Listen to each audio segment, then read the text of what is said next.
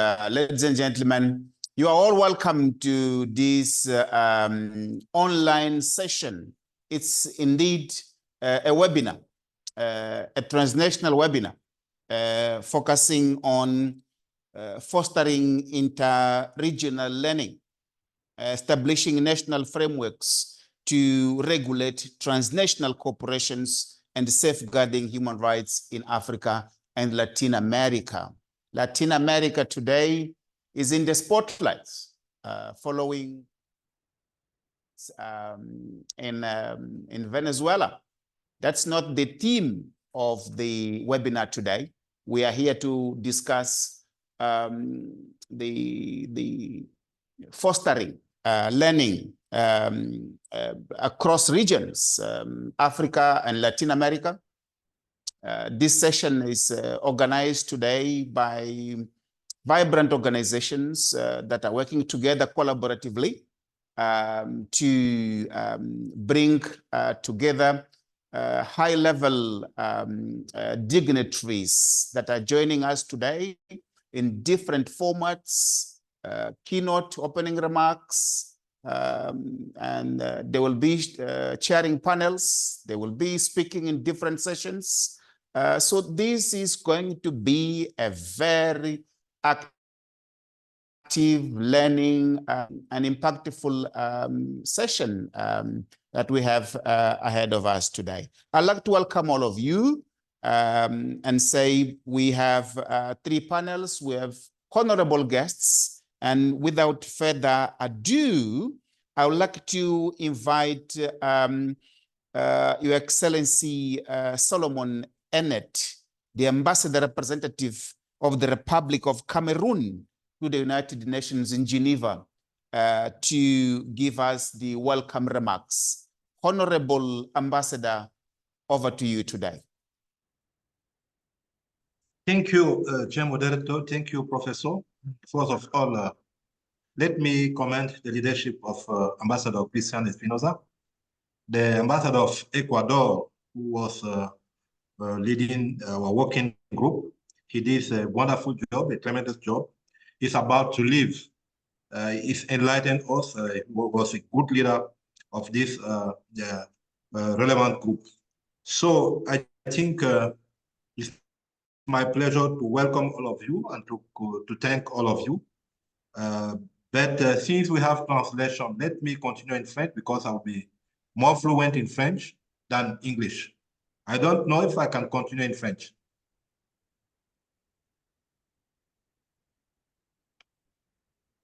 I think, okay, now I'm going to proceed in French. Alors, mesdames et messieurs les experts. Ladies and gentlemen, dear experts, dear partners, ladies and gentlemen, it's my pleasure and honor to welcome you on behalf of the permanent mission in Cameroon. The English speakers, please, can you have the interpretation?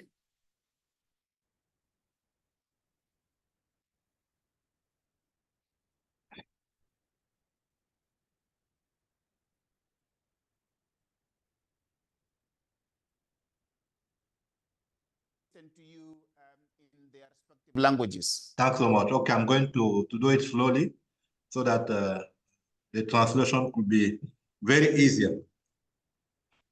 Ok, j'étais en train de dire que c'est un honneur et un privilège pour moi de vous accueillir aujourd'hui au nom de la mission permanente du Cameroun auprès de l'Office des Nations Unies à Genève à l'occasion de ce premier webinaire de notre série dédié au renforcement des capacités des experts africains et latino-américains dans le cadre des négociations sur l'élaboration d'un instrument juridiquement contraignant pour réguler les activités des entreprises transnationales et protéger les droits de l'homme. Nous sommes particulièrement heureux de lancer cette série de 4 webinars. To organize this webinar in partnership with so many civil society organizations playing a big role in human rights protection on African continent. I would fail my duty if I didn't call some of them to thank them for their continuous support. I'm sorry if I missed some name. ActionAid International, Pan-African Union for Lawyer, Pan-African Lawyers Union, Feminists for Treaty,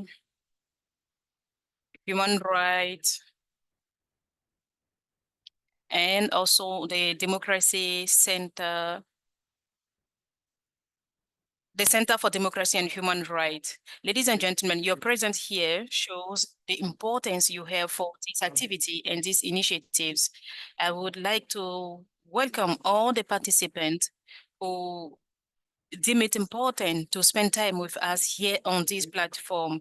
I know that many of you are already on leave, mainly my colleagues from the diplomatic end. Once again, thank you so much for your presence. To you, experts from various African countries, from the capital cities or from Geneva, thank you for finding time to be here in this meeting. The theme of our webinar is fostering interregional learning, establishing national frameworks to regulate transnational cooperations and safeguard human rights in Africa and Latin America. This is quite relevant to us.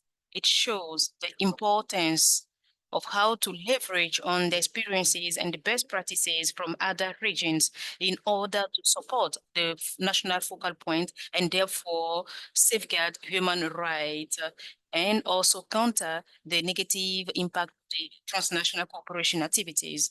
As you all know, in few months, we will start negotiations toward the second round for the task force. We are charged of developing legal binding tools in order to regulate the transnationals, I mean the activities in Geneva. This is going to be held from 21st to 25th November 2024. The resolution 26/9 United Nations in 2014, the task force was mandated to draft an international legal binding tools to regulate the transnational corporations and other international corporations.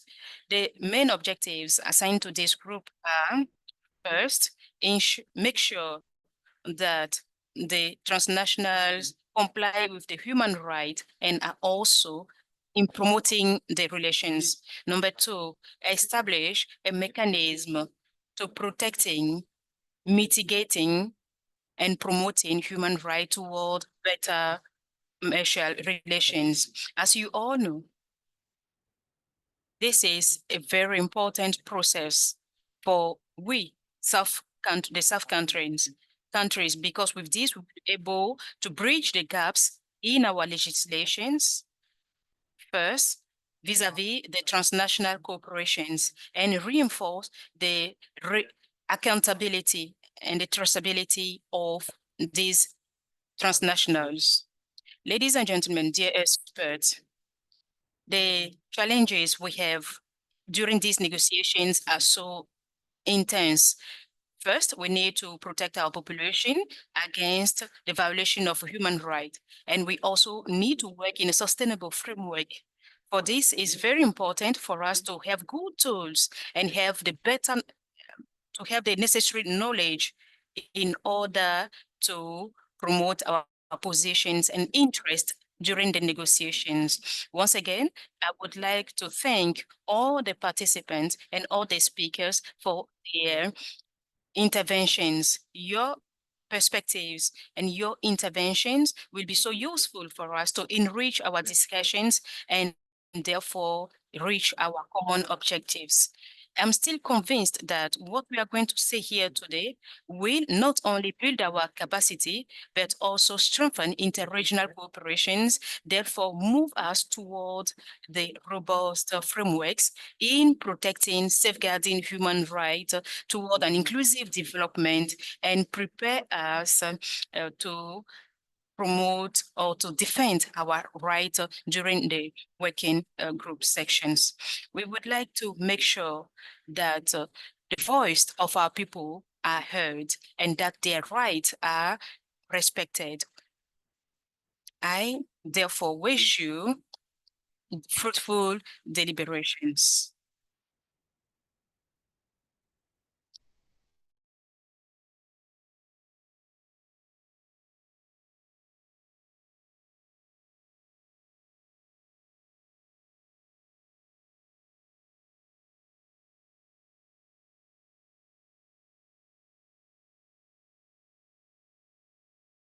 For laying the foundations for our discussion today. Thank you for underscoring the impact of the activity of multinationals in our continent and in the Latin America, but also highlighting the importance of regulation and the progress that we have been making in regulating the activity of the multinational corporations in our continent and in the Latin America, but also in highlighting the challenges that remain ahead of us. Challenges that have to do with the extent to which that our continents, Africa and Latin America, they can benefit of these resources generally, but also and importantly, how our local communities can benefit and improve their livelihoods consistent with the United Nations Declaration of Human Rights and also the United Nations Guiding Principle on Business and Human Rights, which underscores the need for the exploration of these resources impacting positively and hopefully lasting impact in our communities. Thank you so much, Ambassador. Thank you so much for your candid words and candid introduction. We will proceed. We will come back to you, Ambassador, for your leadership as you are seated in a strategic place in Geneva and pushing for some of these global reforms with impact in our continent and in Latin America. Thank you very much, Ambassador. We move with our three panels. I have honorable moderators. I have Dr. Paul Damak Epo, who is the first counselor of permanent mission of the Republic of Cameroon to the United Nations in Geneva. He will lead us in our first session, which aims at discussing looking at the overview of the impact of transnational corporations in Africa and in the Latin America. Unfortunately, we have only 20 minutes. We hope we can maximize the short time that we have so that we can go straight to the discussions. Without further ado, I invite my moderator, who will then introduce his panelists, and then he will take it forward. Over to you, Dr. Paul Epo.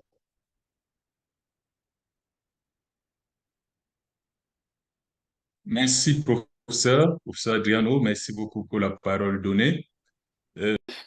Thank you. It's now time to get the ball rolling on the first stage. The first part is a panel of 3 people, understanding the panelists and the scope.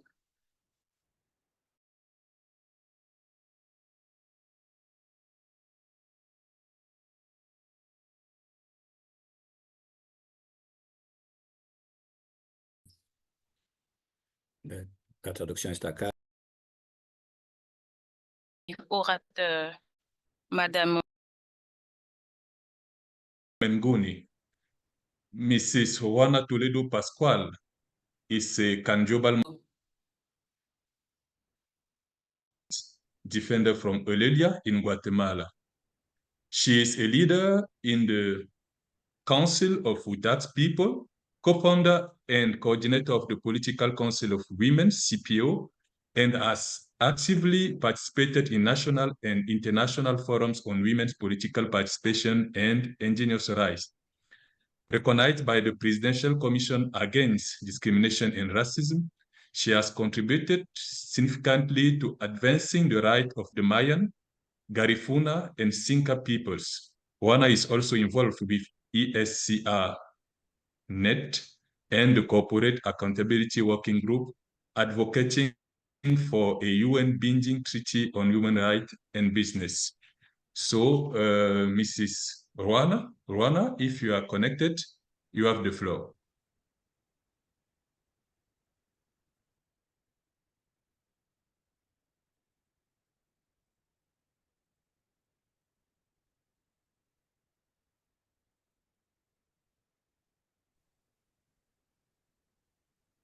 Muchas gracias. Disculpen, tengo un fallo técnico en cuanto a la cámara, pero los veo bien. No sé qué pasó. I don't know what's going on. Oh, it's here. Thank you very much. Well, then I will start about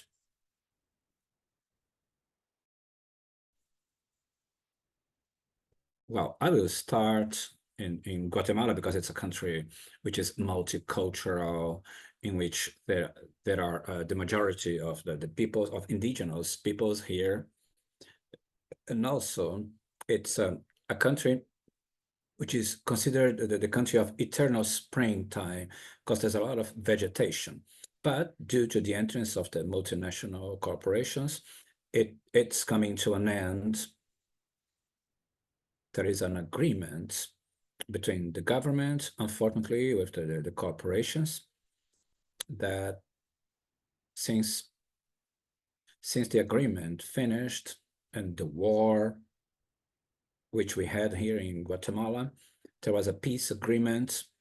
And for us, the indigenous peoples, there's a new eviction because we don't have it classified as different evictions because the multinational corporations enter, unfortunately. And from here, where I live, there were some companies of Spanish origin. And here, what happened was that the social tissue of the peoples was broken, was torn, and like it was stronger in some places in which there was the mine Montana Exploradora, the explorer, and they took many materials from there.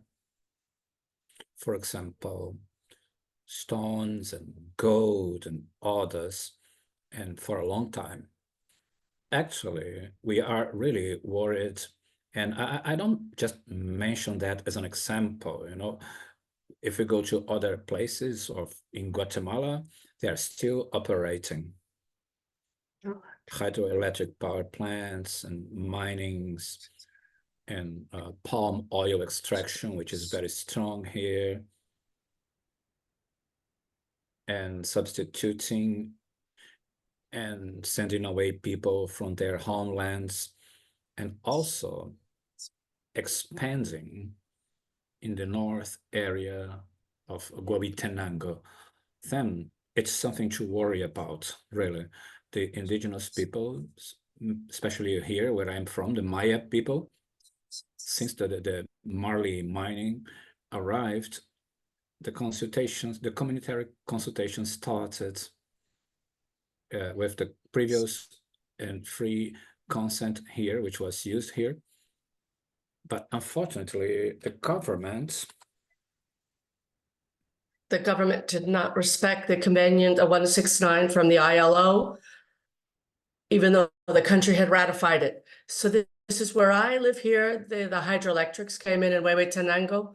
They also held consultations, local consultations, but they were able to come in. So you said no to mining. but you didn't say no against the hydroelectrics. So this is how they were expanding more recently.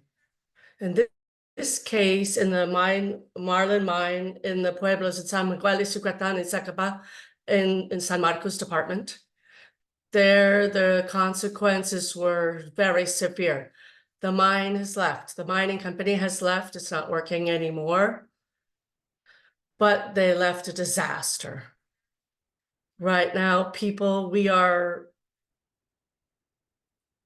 have lots of reclamations regarding the lack of water. There are 18 sources of water that no exist. They've dried up. So the theme of water is very critical. The sicknesses that people are experiencing in children and the elderly and for the animals near a river that passes by nearby where I live, according to recent investigations, that's now contaminated. This river has a very high level of arsenic. This is lamentable. So as peoples, the Mayan peoples, we are trying to find ways, manners to see how it's enough. We can't have it. This can't go on any longer. This has been going on for a while. Some social organizations with the last government tried to, so the government of Guatemala would ratify the agreement of Escazú, an environmental agreement and defender of human rights, defenders of the environment and human rights, so the defenders of Mother Earth. But the government at this point did not ratify it. It was not interested in doing this. And now there's movement, social movements, and the civil society is trying to, this year we're trying to move the government. So we're hopeful that this agreement will be agreed the ESCAS agreement will be signed. We think this accord will be helping us, and it will strengthen the binding treaty as well with regards to human rights and corporations in Geneva. So when the theme of women, this is a burden, a very strong burden for women in our territory when we're talking about African Palm Company from Holland that operates in El Estor in Izabal, where there have been dispossessions and removals. What happens to women? So the water is contaminated. The sources of water are dried up, so they have to walk further. They have to look to other places to find water. They have to walk kilometers. So what all of these corporations are generating in these territories is terrible. They don't understand what it's provoking, all the problems for the community. Maybe it offers some jobs, some employment to some people.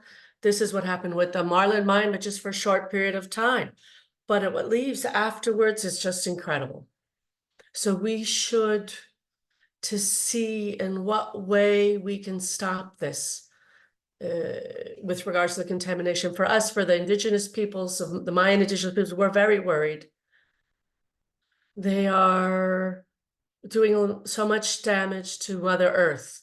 We believe that the Mother Earth is a live being. She has life in her. So there are proposals so that Mother Earth also has her own rights that should be protected.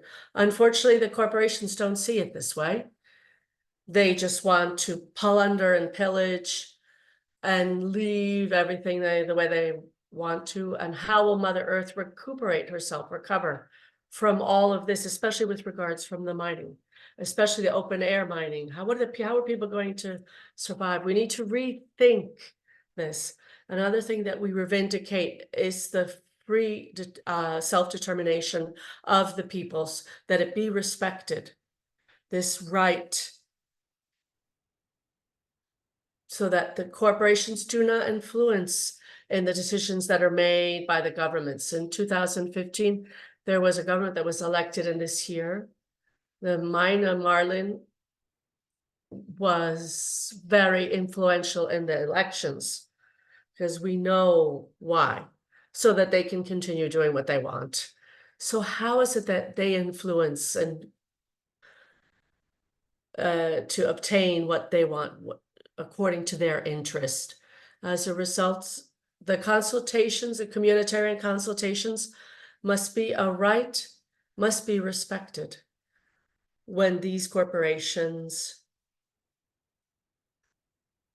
are able to enter into our lands, and that our people should be able to conduct their consultations, and they should be taken into consideration. For example, the Marlin mine, it operated 11 years, and during these 11 years, it earned more than $4 billion, and the state of Guatemala received fees of $105 million.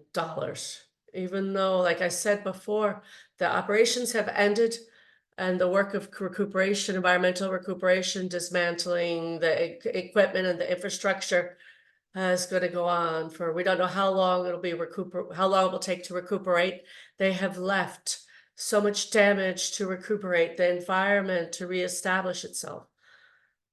No, we're not going to be able to reach where we once were before. It's not enough what they're doing to improve our conditions. It's necessary to push this treaty. We're making a call to the governments and to you who are in front of these negotiations in Geneva, because this is very worrisome and you can see it, and that it's advancing. It's not being stopped. It continues, and it continues to grow and to expand. So I think we really need to be much more analytical, conscientious of what is happening in all the different territories. And not only this is happening in Guatemala, in Latin America in general, but also in Africa, because in these two countries, this is where the majority of the natural resources, the prime materials, and the global south. But we need to unite together in our struggles. We need to talk about, like as we're doing right now, and negotiate how can we act together, because we're not lying about what is happening. This is the reality. There needs to be an instrument, a strong instrument, effective, so that these corporations are regulated and inspected, and it's just so much. It's just too much, all the damages that they have caused in our territories. Well, thank you very much.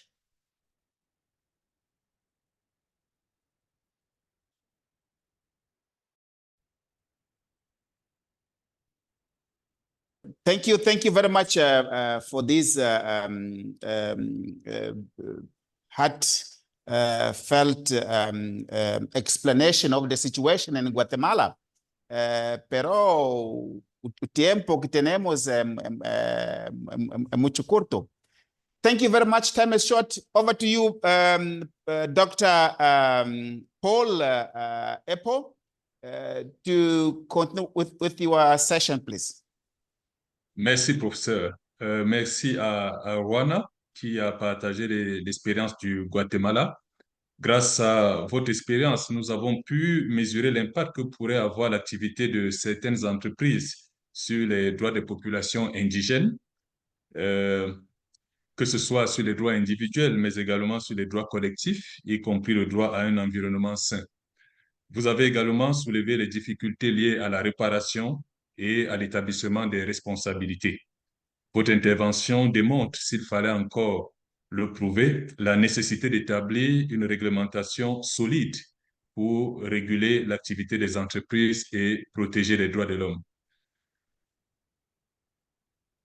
Let me now introduce the second panelist on this first point, Mr. Sabelo Emengoni.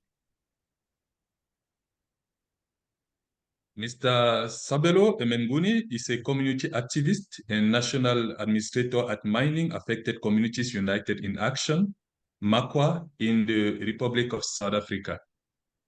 Mr. Emenguni, you have the floor.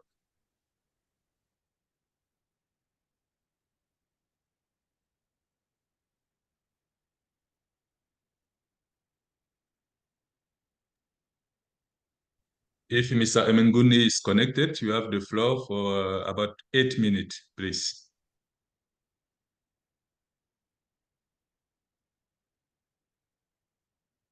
Dr. Paul.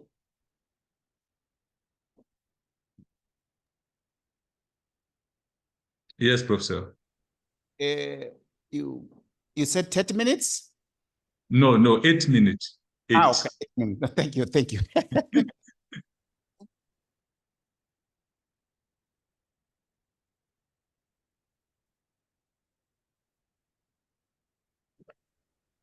I'm audible now. Thank you. Yeah, thanks. I'm having technical issues as well. I was supposed to join because we're having a presentation, a PowerPoint presentation that you wanted to share, which was meant to be able to assist us to get a clear picture of what is happening in Africa. Okay, thank you. So as the moderator said, my name is Sabelo Mnguni. I'm from Mining Affected Communities United in Action. In short, we call it MACUA in South Africa, based in South Africa. So yeah, MACUA it's a movement that organizes mining affected communities across the southern region. They are working with other organizations internationally. So mine will be to bring us to an attention of what is happening in mining affected communities, particularly in Africa. As we know, Africa is a continent that is rich with mineral reserve, and its mineral industry the largest in the world. And we acknowledge that many of African countries' economy is based on mining and mining industry and exploration. So most of that significant part of mining is contributing towards the continent's GDP. In 2022, the mining industry contributed around $300 billion in terms of GDP. So as much as we accept and acknowledge that this industry is the key to our economic growth, we need to also acknowledge the impact that comes with mining, particularly towards the environment, towards the communities, and generally towards our economy. So mining extraction will continue in the continent as there is a technological growth, and there is a call for the universe or the global north and the global south to reduce greenhouse emission as per the Paris Agreement. So with that said, we, as I mentioned earlier, as acknowledging the impact, the positive impact towards our economy, we also need to highlight the negative impacts that we face as mining affected communities across the continent. So when it comes to mining, there are two main methods that mining operates. It's underground mining and it's open cast mining, which some they refer to as surface mining. So with surface mining, which is the predominant at the moment across the continent in Africa, the miners, mining companies, they prefer that method because according to them, it saves their cost. They use less money to explore or extract our minerals, and it leaves a negative impact. Through this open cast or surface mining, that is where the injustice starts, or that is where most of the impacts, negative impacts particularly, we face. Because one, through this open cast mining, it generates a majority of waste product and poses the highest number of environmental and health risk. Some of this negative impact include the loss of vegetation cover, mass destruction of water bodies, loss of biodiversity, land use changes, and food insecurity. It also causes a social and political conflicts within the continent. And as we have seen in what's happening in DRC Congo at this moment in time, around the mining of cobalt, there's a lot that is happening there. There's political unrest, there's defragmentation between the communities and the governments. The governments of the continent themselves alone, they're defragmented because of mining. So mining companies, they use a lot of tactics to divide our societies. So when we look at this impact, one needs to, if we can give them a list so that we ensure we are all in the same page and we understand these impacts, because these impacts are what driving us as mining affected communities, what's driving us as civil society organizations to seek an internationally binding instrument that will ensure our basic human rights are protected and the environment itself is also protected. So when you look at the pollutions, when we start with water pollution, many of these mining companies during the processing, in particular, when they separate the minerals from the vein rocks or vein stones, that is where most of the things starts to happen. So they discharge water with heavy material to our streams, rivers, to an extent that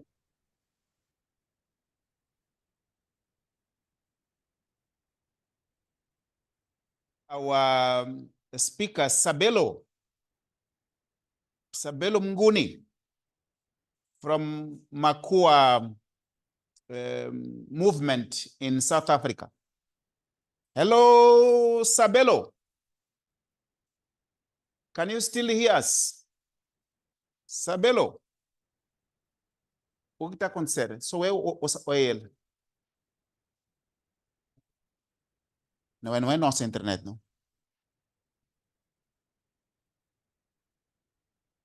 Hello, Sabelo.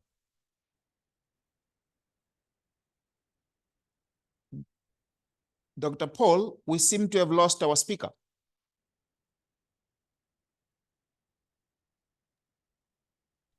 Oui, professeur. Je pense quand même que nous avons retenu des éléments importants de son exposé, car M. Sabelo, il a partagé avec nous l'expérience sud-africaine, notamment l'impact des activités des entreprises relevant du domaine des industries extractives sur les domaines, sur les droits de l'homme. Il a illustré avec un certain nombre d'exemples précis en Afrique du Sud, mais également en République démocratique du Congo, car ce qui vaut dans un pays vaut également ailleurs. Ça vient rejoindre l'exposé de Rwanda tout à l'heure sur l'importance de réguler l'activité des entreprises dans le domaine des droits de l'homme. Nous allons donc, puisque le temps n'est pas en notre faveur, aborder le troisième point, donc le second point, qui aura un seul intervenant, qui est la docteure Fabiana Galera Severo. So the next point will be on critical issues and challenges within Brazil legislative frameworks governing transnational cooperation and human rights. We'll have 10 minutes, around 10 or 15 minutes with Dr. Fabiana Galera Severo from Brazil. Dr. Fabiana is a federal public defender and former president of the National Human Rights Council of the Republic of Brazil. So, Dr. Severo, if you are connected, you have the floor. Thank you, Dr. Paulepo. Good morning. On behalf of Ms. Juana Toledo and Mr. Sabelo Mnguni, which is a pity we lost his connection. But on behalf of them, I would like to greet all the following panelists and the audience of this webinar. It's a great honor to participate in this event that brings together African and Latin American activists, human rights defenders, and experts who are dedicated to the cause of human rights facing corporate power. To address the critical issues and challenges within Brazil's legislative framework governing corporation and human rights, I must introduce an overview of the context of human rights violation when it comes to transnational economic power established on the territory of local communities. In my experience as a public defender in the past 16 years, and also as a former member and president of the National Human Rights Council of Brazil, always acting to promote human rights of vulnerable social groups, I have come across the recurrent situation of transnational companies expanding their economic power, expropriating territories of traditional communities, displacing people, giving rise to conflicts, and increasing social inequality and poverty. Brazilian legal framework is quite advanced when it comes to declarations of human rights in relation to business activities. We have legal frameworks addressing environmental protection. Communities supposedly have the right to consultation, and companies may be held even criminally liable for environmental damages, theoretically. Companies also have a legal obligation to respect the rights of workers and communities in which they operate, and to observe the labor rights of their employees, being responsible for health and safety of subcontractors in the workplace. However, many of these rights expressly established in our legal framework end up being ignored and not complied, even when conflicts are taken to our judiciary. An outrageous example is the case of Belo Monte hydroelectric plant, situated in the state of Pará, in the north of Brazil. It's a huge project that was built and installed in the territory of indigenous and traditional communities, displacing them from their land and depriving them from their traditional ways of lives. I saw this happening with a fishing community who lived in silts in Altamira, which is a city in this area. The place became a dumping ground due to the activity of the transnational company changing the course of the river. The company resisted complying with the conditions imposed by environmental inspection, and conflicts between communities and the company were taken to the judiciary for over a decade, with great efforts from the public institutions that represents the communities affected, such as the Brazilian Federal Prosecution Service and the Brazilian Federal Public Defender's Office, but also with a lot of defeats on the judiciary. It was precisely due to this context of non-compliance that we realized in the Brazilian Human Rights Council that it would be useless to rely on companies to self-monitor their activities and comply with the law spontaneously. And that's why we presented a resolution in response to a previous ordinance from a former president in 2018, edited under the logic of self-monitoring by the companies themselves. In Belo Monte's case, the non-compliance with the condition imposed by the environmental inspection was many times endorsed by the judiciary. The reason why the judiciary compromises with these rights is the fact that it is a major project of interest to the Brazilian government. The state plays a fundamental role to foster the asymmetric relation between business and human rights. And we have geohistorical colonial reasons that explain the alliances between the state and economic power, despite the protection of human rights in Latin America. Nowadays, if on one hand, the state plays a central role in boosting globalization process, on the other hand, its actions are practically irrelevant to effectively resolve conflicts arising from human rights violation. In another project in Altamira, the gold mining company named Belo Sun ended up acting to co-opt some members of an indigenous community so that they would stand in favor of the project based on promises of jobs and economic developments, and that caused many conflicts within the indigenous community among themselves. And it's not pointless to highlight that we face extraordinary levels of violence against human rights activists. especially regarding cases with disputes over land and territory in context of some economic activities such as agribusiness, extractivism, and mining. Another dramatic case I would like to bring up is the Braskem agreement that caused compulsory displacement in Maceió, the capital of the state of Alagoas in the northeast of Brazil. For over 40 years, mining has been carried out underground along the coast in an urban area where there were already residential neighborhoods. This mining extraction involved the formation of many underground caves, holes, which became wider over the years and consequently made the ground give away, causing cracks in the homes of thousands of people living in the neighborhoods. During this period of exploration of economic activity, there was no technical or social monitoring, nor communication of risks to the population that had mining activities below their homes.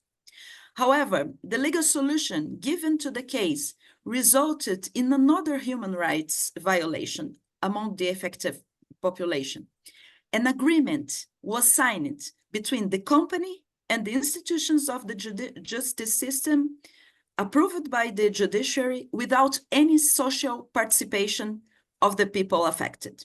And the object of this agreement was the forced removal of all the residents of the affected neighborhood in exchange of a tiny compensation.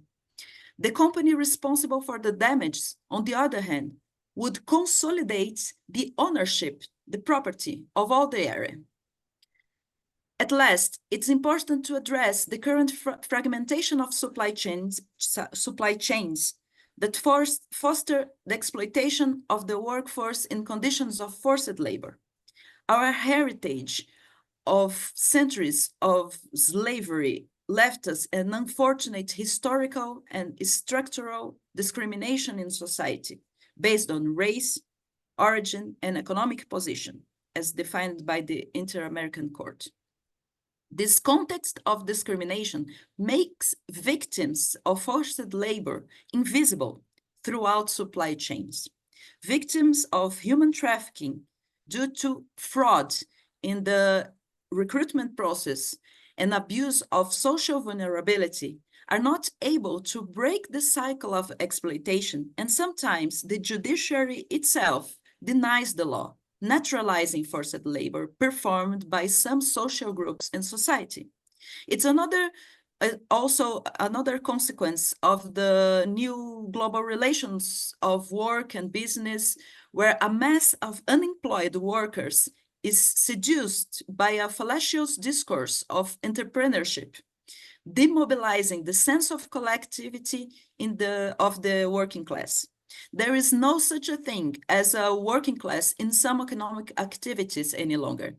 And this kind of invisibility exploitation, most and foremost, enables forced labor in our society. This case illustrates the need to strengthen public environmental and labor inspection, for that we shouldn't expect that companies would voluntarily abide by the law. It also uncovers the lack of concerted action between actors who work in defense of human rights in accordance with the public and social interests, despite the existence of legal framework with declarations of rights. And mostly, it reveals the need of urgent implementation of transparency measures and social participation process when it comes to disputes between business and human rights. Thank you for the opportunity to exchange and acknowledge the challenges faced by other countries of the Global South that shared this morning with us. Thank you.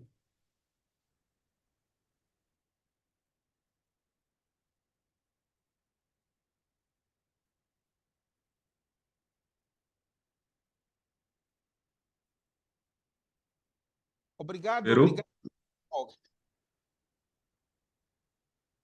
Merci, Dr. Severo. merci pour cet autre exemple. Vous êtes parti du constat des violations graves aux droits de l'homme commises par des entreprises dans le cadre de leurs activités au Brésil pour nous présenter les mesures prises par les pouvoirs publics pour veiller à ce que l'activité des dites entreprises soit respectueuse des droits humains et de l'environnement. Et vous avez cependant regretté les difficultés rencontrées par les populations affectées pour obtenir des réparations idoines. Merci infiniment pour cet exposé. Et nous allons, avant de passer à la deuxième session, ouvrir une plage de 10 minutes pour des questions. Nous allons obtenir, s'il y en a, des participants. Nous allons recueillir des questions qui seront adressées éventuellement aux trois premiers panélistes que nous avons écoutés tout à l'heure, le docteur Severo, M. Menguni et Madame Toledo. S'il y a des personnes qui ont des questions, qui voudraient avoir des éclaircies, veuillez simplement lever la main et nous allons vous donner la parole.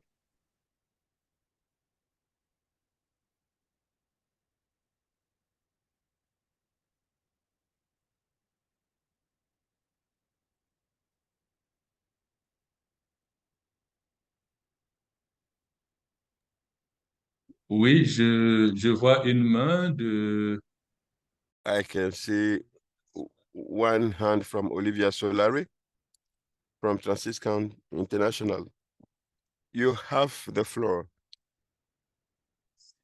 Please go straight to the point.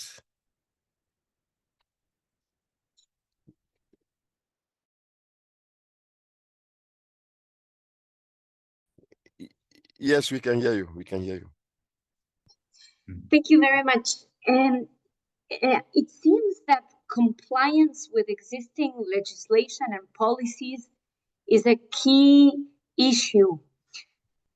So I wonder, how can the new binding treaty ensure compliance or overcome this challenge? What should be included in the treaty, or what discussions should take place in order to overcome this key obstacle?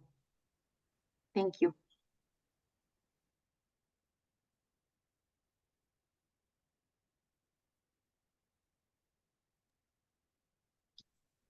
Est-ce que l'un des panélistes voudrait prendre la parole? Yes, can one of the panelists take the floor and explain this question raised by Olivia, please?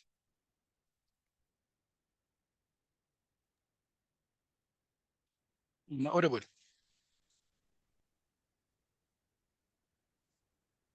Mr. Paul?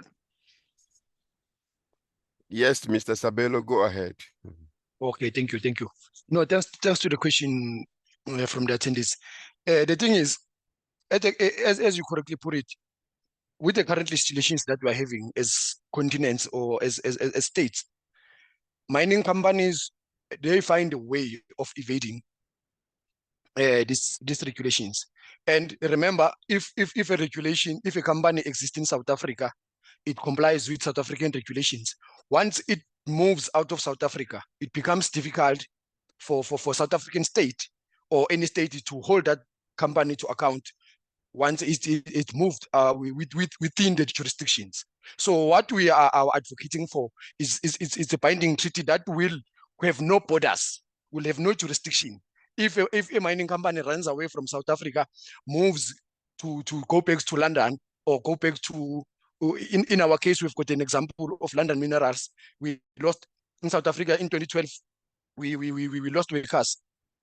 More than 30 workers, we lost their life because of fighting for living minimum wage. So now we can't hold that mining company to account because it's gone. But with an instrument that doesn't have borders, it will be much easier for each and every state or each and every individual within communities to be able to hold them to account. And it will also assist us in terms of having proper due diligence framework that will be able to follow through, and also accountability measures. So here is more of expanding a territory, expanding a jurisdiction. Yeah, I'll leave it there for now. Thank you.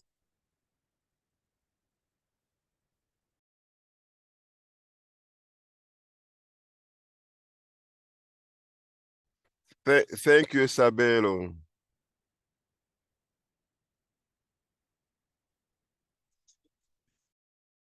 La législation européenne, l'Union justement législative, le territoire contre la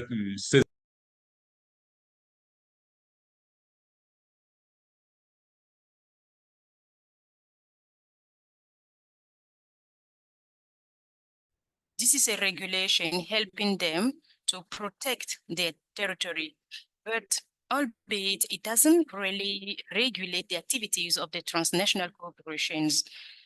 So most of the multinationals in Africa and Latin America have the parent company in Europe. So we cannot control them in Europe. And we have also heard some petition from the civil society. They are now pleading to have national legislations or national laws which will regulate the activities of transnational cooperation. They must comply with our laws. And now also the companies in Switzerland must make sure that they comply. The biggest M&E is Nestle. I'm not trying to make any advertisement, but how do you want to initiate a prosecution against Nestle here, So these are the type of things we need to think about when we are trying to draft our national laws. I can see that two people have raised their hand. We give them the floor very quickly, Ober, ZELA, and after him, Abela, for this first round. Ober, the floor is yours, please.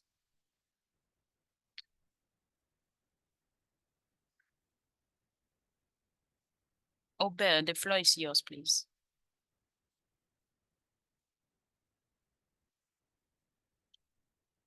Thank you. Thank you. Can you hear me?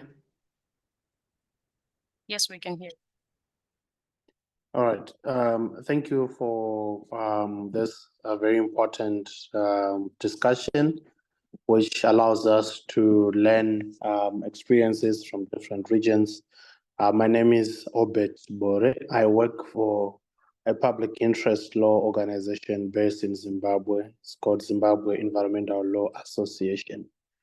And in our work in trying to promote respect for human rights by transnational corporations, we have been seeing quite a lot of interest coming, particularly from Europe, with the passing of the EU Sustainability Due Diligence Directive, being one of the key laws, even though it is meant to regulate EU companies. It will, in effect, also have some spillover effects in Africa and Latin America, where European businesses are operating. So my question I wanted to ask from our Latin American colleagues, do we have some sort of strong due diligence laws that are also coming from South America that can also be used to benchmark what is happening in the EU? And why I'm asking this is because we have been doing research to understand from the African continent the kind of due diligence laws that we have on the continent.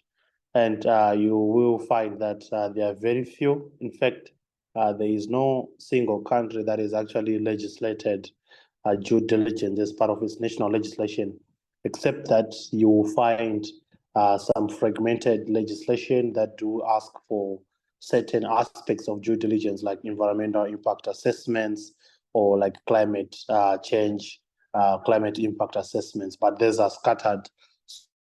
So from the Latin America, is there any best practices in terms of due diligence laws that have been, created? Maybe something similar to the EU that Africa can also, borrow from, given that we are coming from similar context in terms of, we are the recipients mostly of large-scale investments in the global south. So that is my question. Thank you. Thank you. Dr. Fabiano, maybe you would like to answer his question. Thank you.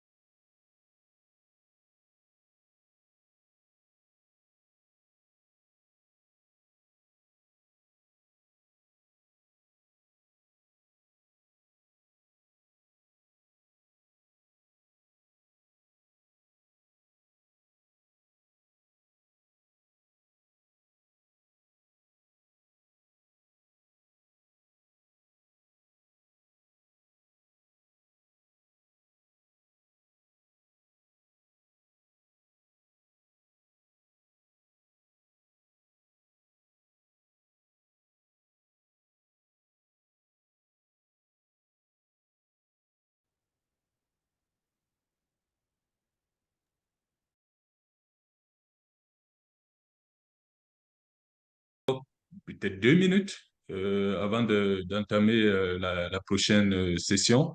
Je passe la parole à... Dive into the next session. Bernard, do you still have something to say, except to you? What you heard is satisfactory. Thank you.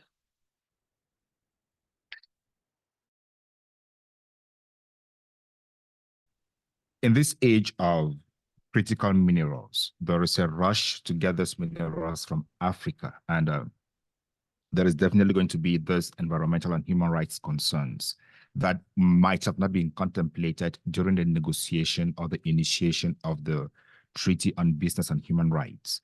Is that a mechanism that we are looking at? Because once we call them critical minerals, or we call them green minerals, or we call them very relevant minerals that are needed for the energy transition, there is a high probability that we are going to lower standards for environmental rights, environmental concerns, and human rights. So I'm wondering if that is something that has been looked at in the course of the negotiations. Then also there is a question about stabilization clauses in these investment contracts.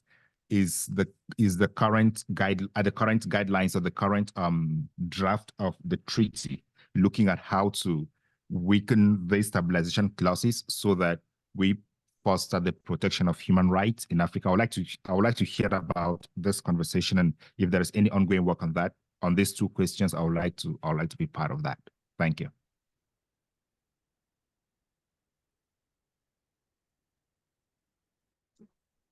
Merci Bernard. C'est vrai que vous avez pris de l'avance sur une problématique qui sera débattue. Participated on one of our topics. We have this in the agenda. We're going to discuss it in the next webinar. But nevertheless, if someone feels okay to respond, then the person has the floor.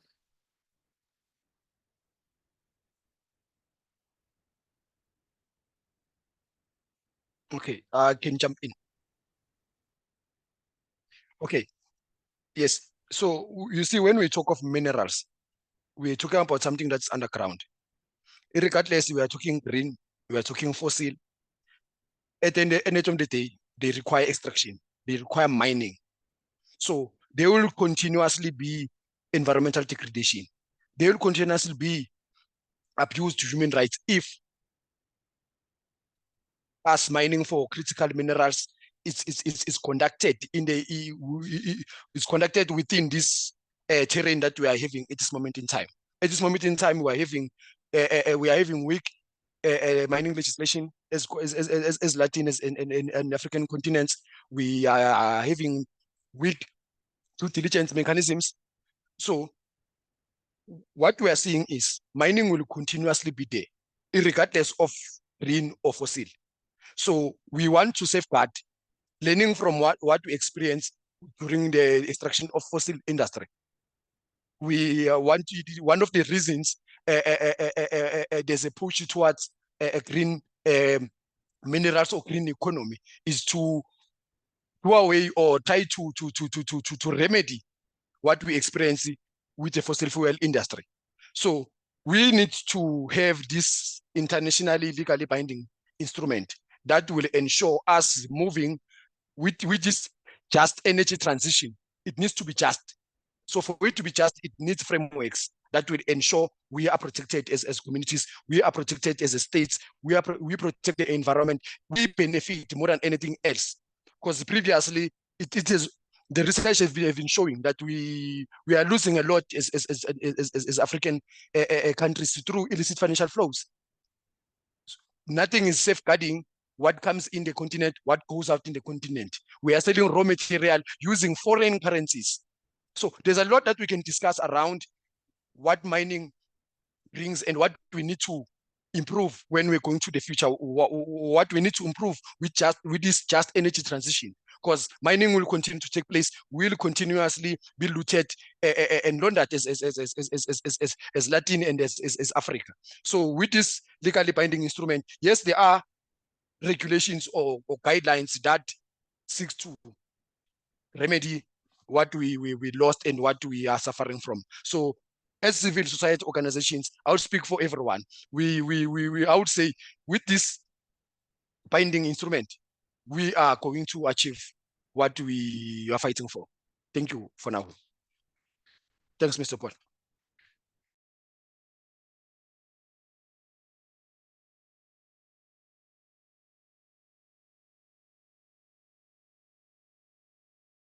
Thank you, Mr. Sabelo. We still have 2 hands. Please, let's go forward, and then if we have some time, we will get back to you. Now, I can see that we have 2 hands, Dr. Manuela Roland and Dr. Fabienne. Maybe, I was thinking maybe you wanted to react to the questions. So, Dr. Roland, do you have something very quick to say, please, before we close this session?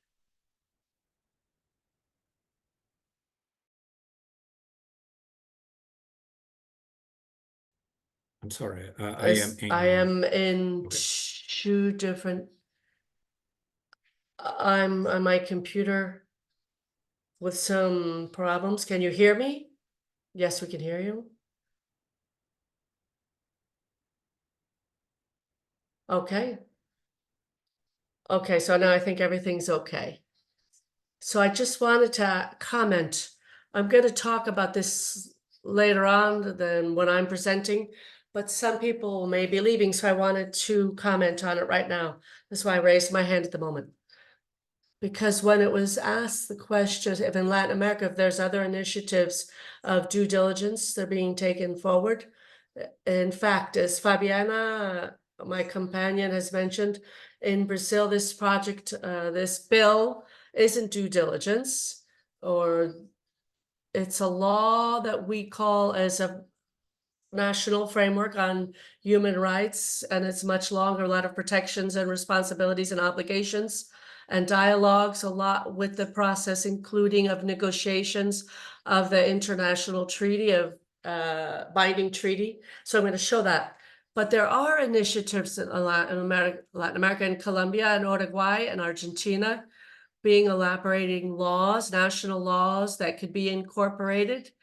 The concept that could refer to the concept of due diligence, but it's not just with regards to due diligence, but it does make reference to it, but it is a bit more wider with regards to protections of human rights, dialogue with the Inter-American Commission of Protection of Human Rights, and also with the process of the international treaty for the United Nations. But there is a movement in Latin America today where not only reflects what's coming from Europe with regards to due diligence, but it's something that is actually reflecting what the accumulation of the dynamics in Latin America and the perspectives and confrontations that we've had in the transnational corporations. And in these terms, I think there's a lot in common between Latin America and Africa. So I just wanted to comment.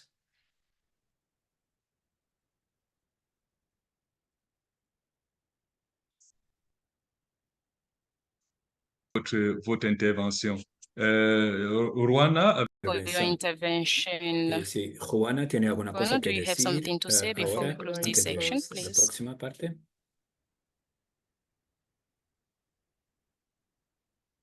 Sí, si Juana quiere hablar ahora o no. Bueno, entonces. Que nous allons peut-être. Allow me to go to the second section.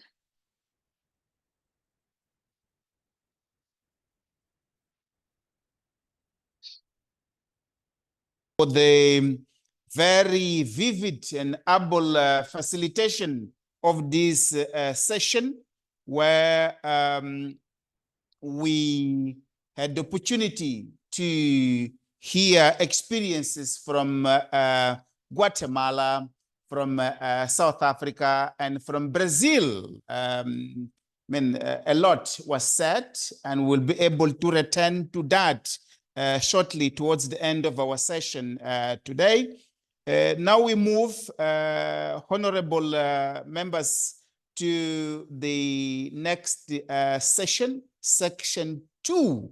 And this will look at the regulatory frameworks and approaches. And again, I would like to invite Dr. Paul again to lead us in this second part of our discussion. Over to you, Dr. Paul.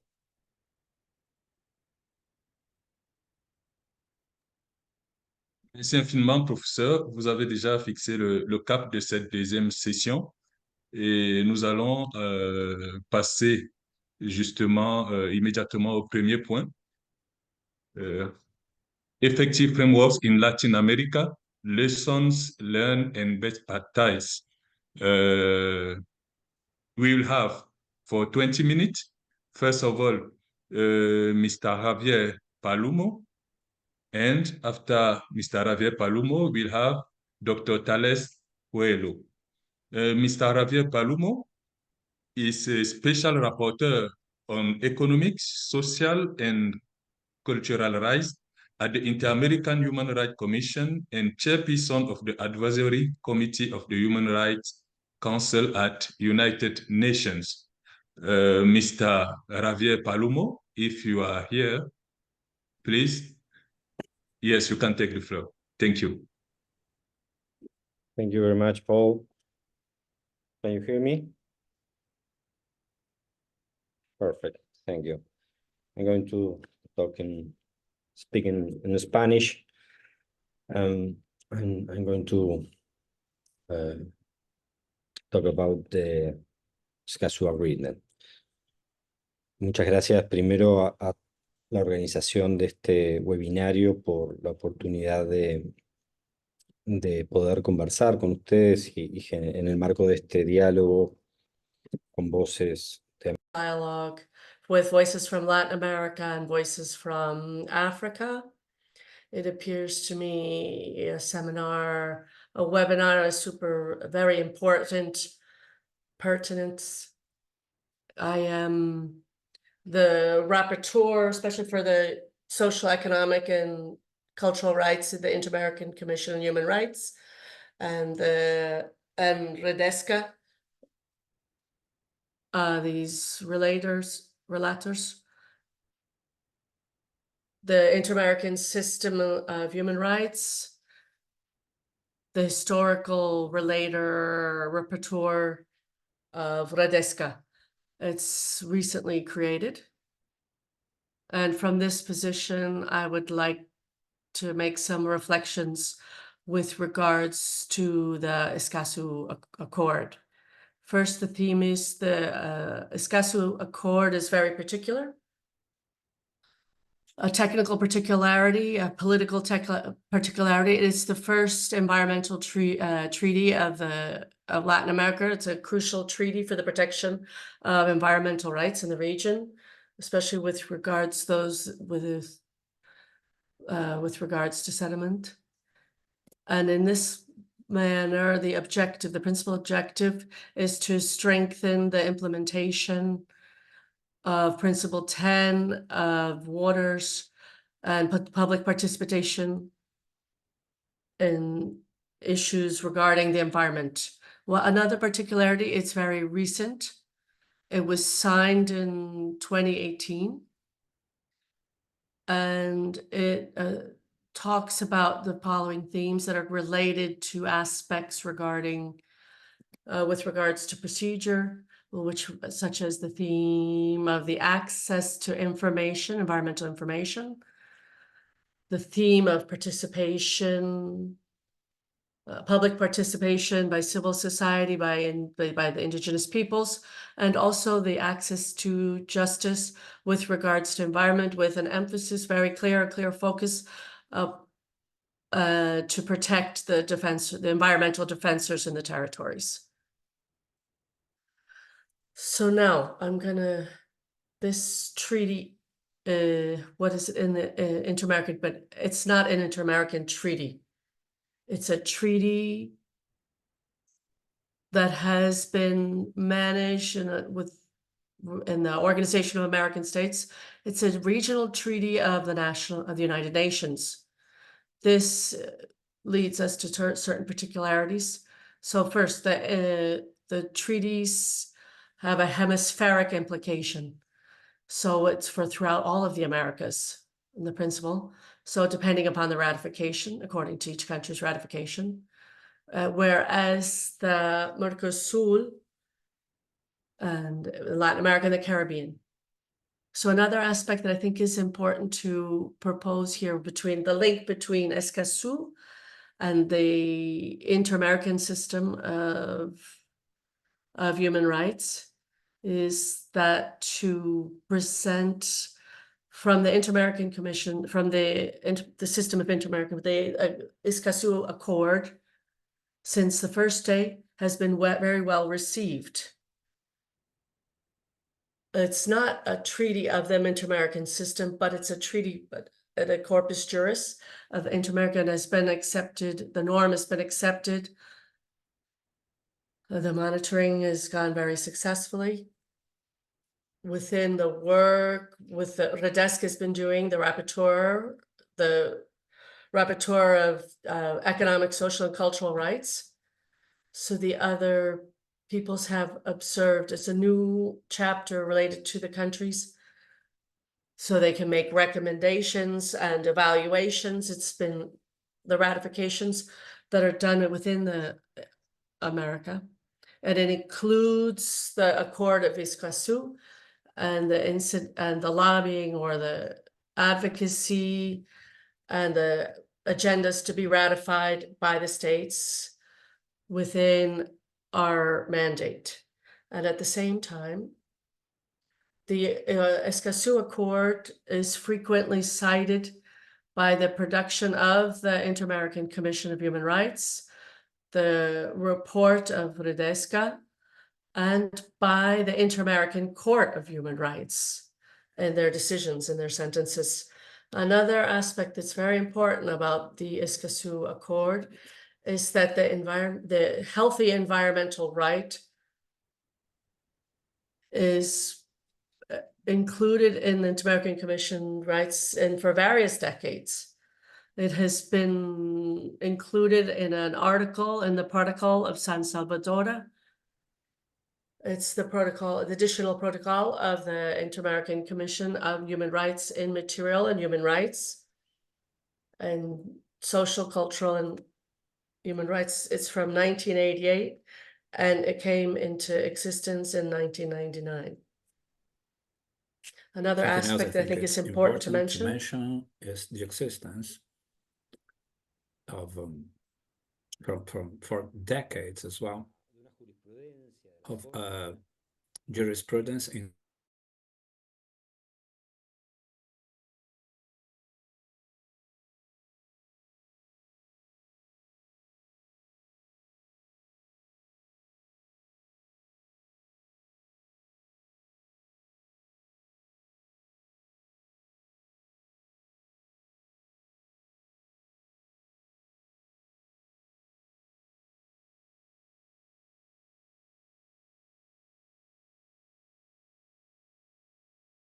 que este avance ha ido tanto abordando aspectos procedimentales, procesales, acceso a la información ambiental, participación en los procesos de toma de processes, access to justice in environmental issues, protections to the rights of the defenders of the human rights, and also in substantial issues.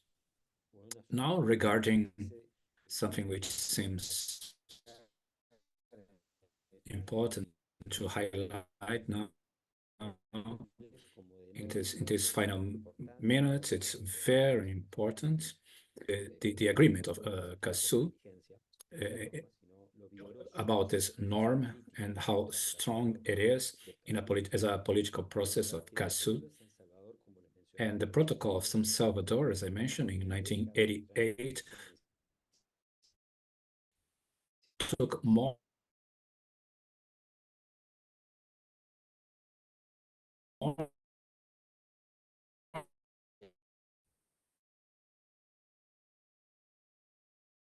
than a decade to be held effective.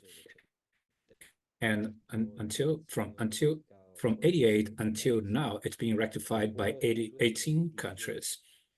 And the CASU agreement is from 2018 and was held effective.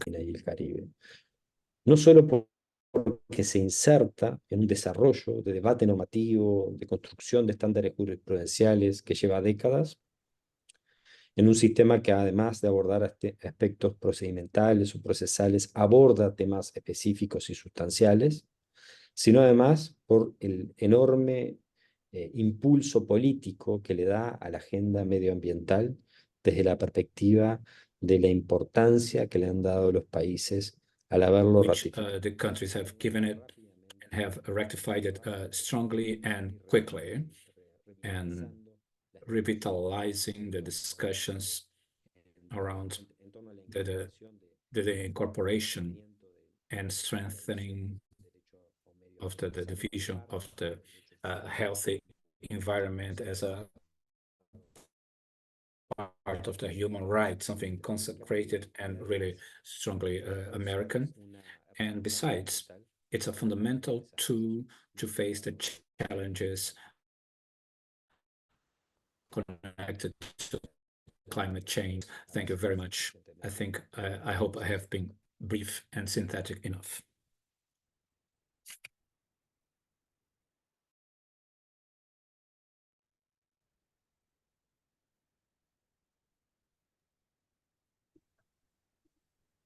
Merci, merci infiniment, Ravier. Nous allons... Thank you, Mr. Ravier. I just like to help people understand that we have the chat box and we also have the Q&A section. Dr. Talex is going to take the floor very soon, and they also talking about the agreement of CASU and inviting the Brazilian government to include this in their legislation. So he shared the link in French, English, and Portuguese or Spanish. So we have Dr. Tales, who also shared a very important point with us. So during the negotiation in Guatemala, when we have on one hand the strong multinational and the indigenous population, it's not always easy. Congrès questions-réponses, où ils auront l'opportunité de répondre par écrit aux questions qui sont posées par les participants pendant que nous avançons. Docteur Thalès, si vous êtes là, vous pouvez prendre.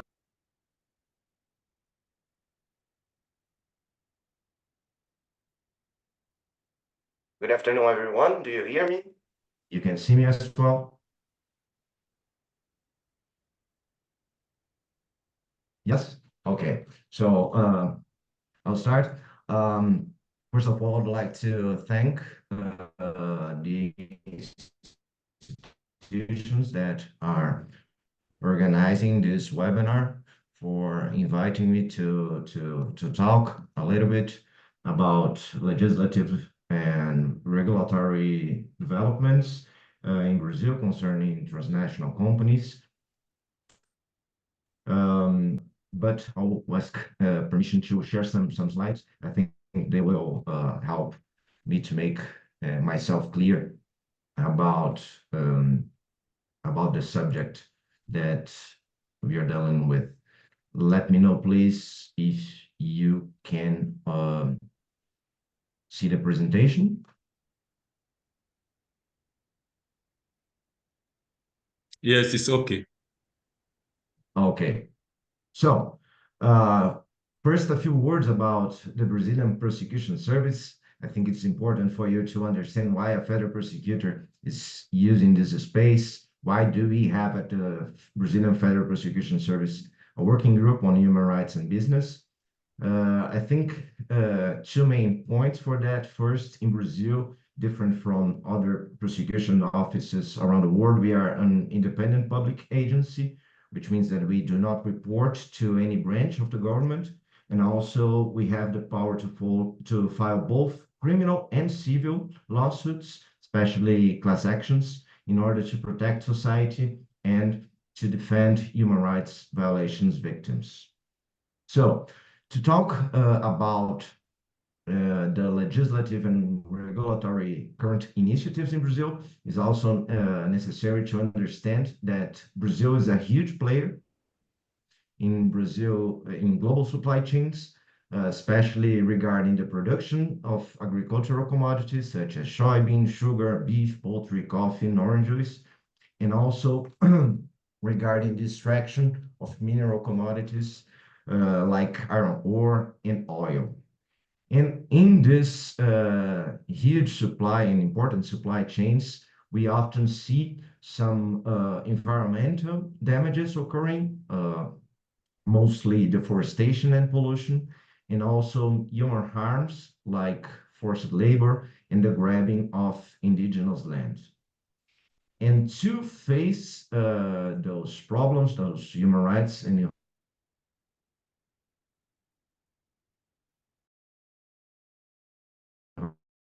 environmental violations and investigation. The first one is the non-judicial path. That can be issued by the prosecution service and in some cases by the public defender offices, in order for the government and also private actors to adjust their behavior to what the law states, to start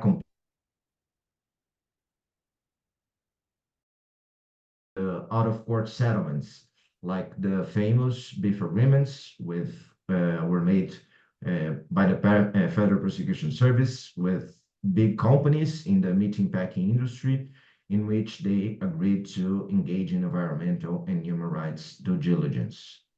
The other path is the judicial path, in which we can file both criminal and civil actions before the domestic courts, and also it includes the case submission before the Inter-American Commission of Human Rights that can later be brought to the Inter-American Court of Human Rights, like the case of the workers of the fireworks factory and their families versus Brazil, which is one of the most important cases in the Inter-American system of human rights regarding the issue of human rights in business. Regardless of the path chosen, we have four main kinds of remediation. The first one is the restitution, which means the return to the state of that is preferred whenever possible. It's sought, for example, in the case of the Federal Prosecution Service versus the company Potássio do Brasil, a mining company, in which we pursue the devolution of invaded indigenous lands of the MACUA people. The second kind of remediation is the compensation, which must include all damages, both individual or collective damages, and also material and moral damages. This is the main kind of remediation that is part of the Vale Agreement regarding the Brumadinho Dam disaster, in which the company agreed to pay $7 billion for the damages that they caused with the dam collapse. The third kind of remedy is satisfaction, meaning symbolic measures that are addressed to restore the dignity of the victims. In the Volkswagen agreement regarding the complicity of the company with the Brazilian dictatorship, and they agreed to construct a memorial for the victims and also to publicate an apology letter. And the fourth kind of remediation are the guarantees for non-repetition, meaning the prevention of new wrongdoings, which was one type of remediation that was included in the Carrefour Agreement regarding hate crime occurred in the supermarket company supply chains, in which Carrefour agreed to create and implement an anti-racist action plan for itself and its contractors. So, access to remedies in Brazil has clearly some strengths. For example, there's no cost for the victims of human rights violations to have their rights and interests defended by the prosecution service. And there's also no cost for the prosecution service to file class actions regarding human rights violations. And also, there's the possibility of a reversion of the burden of proof in some environmental cases in order to fulfill the victim's rights to access to remedy. On the other hand, there are some clear weaknesses as well. For example, courts are not prepared to try cases involving human rights violations due to both lack of expertise and also due to lack of proper procedures, especially in cases in which participation and hearing of large numbers of people affected is required. So, for example, in cases involving huge socio-environmental disasters, like the dam disasters, Brumadinho and Mariana. And also there is a clear asymmetry of resources between companies and victims. In conclusion, it's relatively easy to bring a case involving human rights violations to the courts. In Brazil, there are very few obstacles, but it's difficult to obtain positive results in the courts within a reasonable term.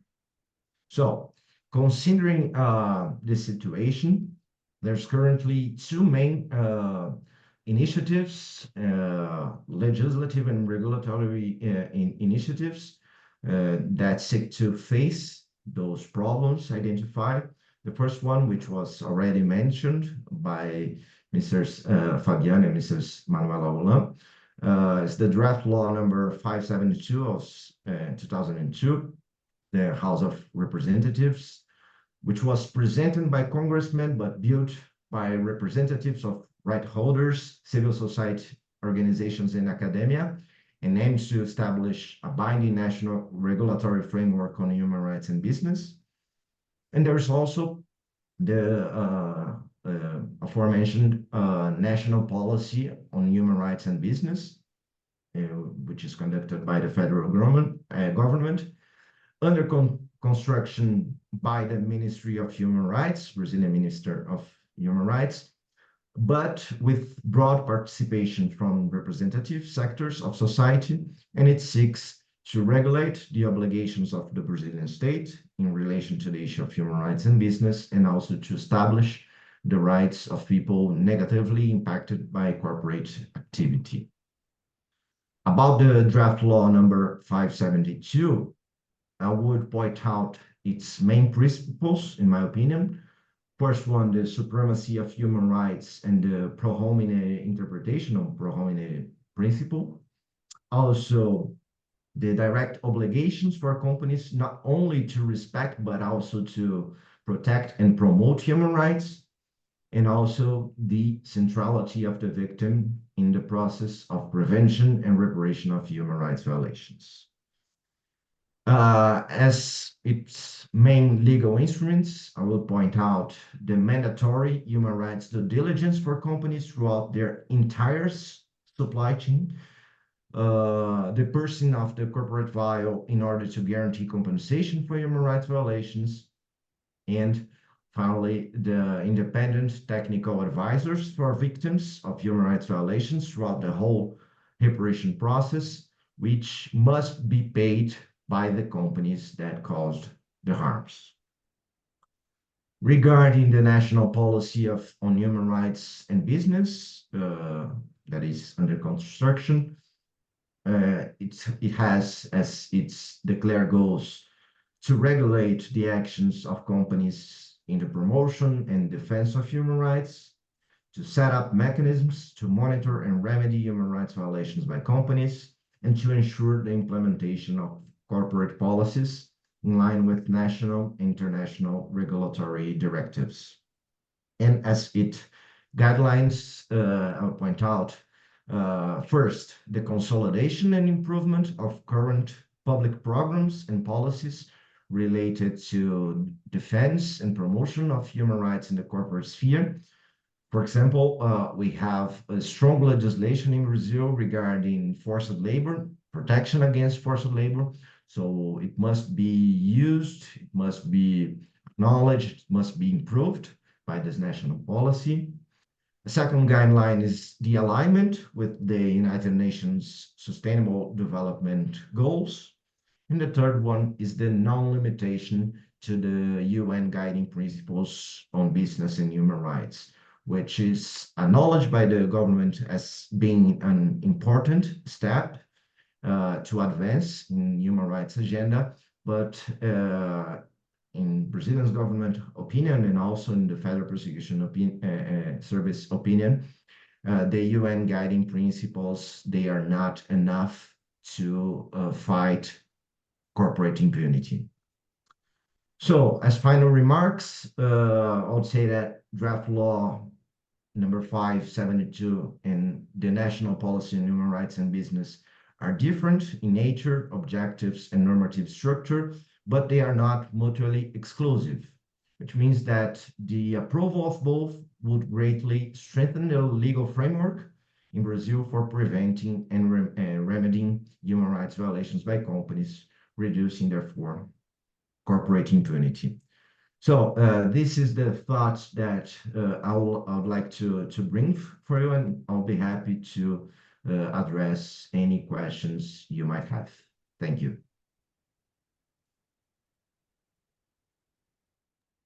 Merci, Dr. Cavalcanti. Merci pour votre exposé. Vous l'avez annoncé bref, il n'a pas été si long, mais il a été très précis.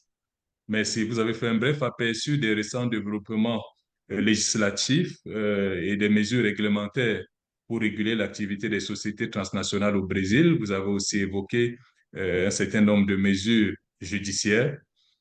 Et après ces deux exemples latino-américains, nous allons maintenant faire un parallèle avec la pratique en Afrique, non seulement à titre de comparaison, mais également à titre de complémentarité.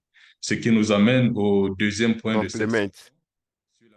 What is being done, which leads us to the second session, the practices in Africa, lesson learned and good practices. After this second presentation, we will move to question and answer sessions where the four panelists will answer the questions. Once again, this allows me to invite the panelists who have already taken the floor, who are connected to, we have two types of chats. We have a main one, which is a Q&A, where participants ask questions and it helps the panelists to answer by writing and everybody can see. We have a question from Alejandra Campeni in question and answers. She's waiting for her answer. And also the concern raised by George Kasim. Thank you for your attention. Now we want to move to the second point. We will have two panelists, Mr. Isaka Gaba Abdu, who is the head of Human Rights Governance Department from UN Africa Political Affairs Department, and Mrs. Victoria Domelo, Roux of Law, Security, Justice, and Human Rights Security, UNDP, Regional Service Center for Africa.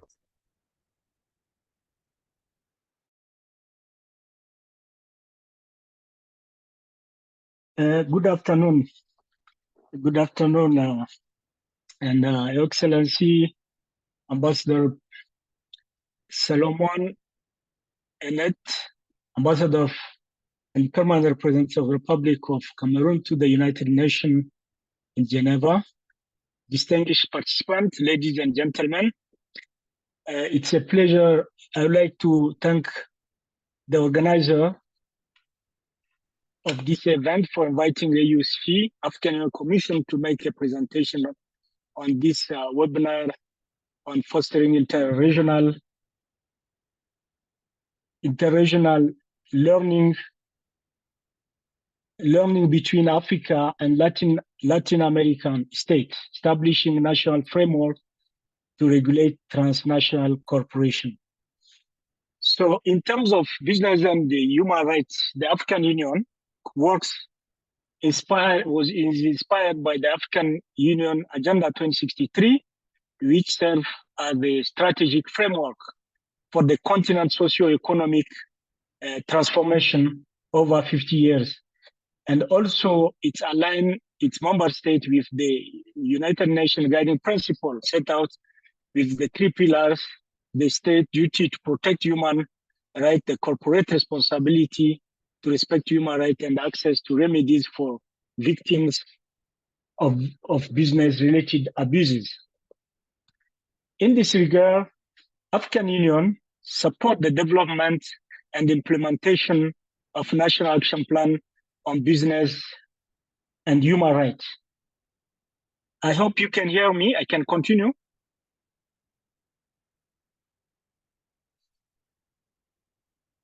Okay. So in this regard, African Union support the development and implementation of National Action Plan on Business and Human Rights through technical assistance and development and implementation of the African Union Business and Human Rights Policy. The African Union is pioneering effort to integrate a human rights approach within the African business context by emphasizing the importance of human rights, due diligence, and corporate accountability.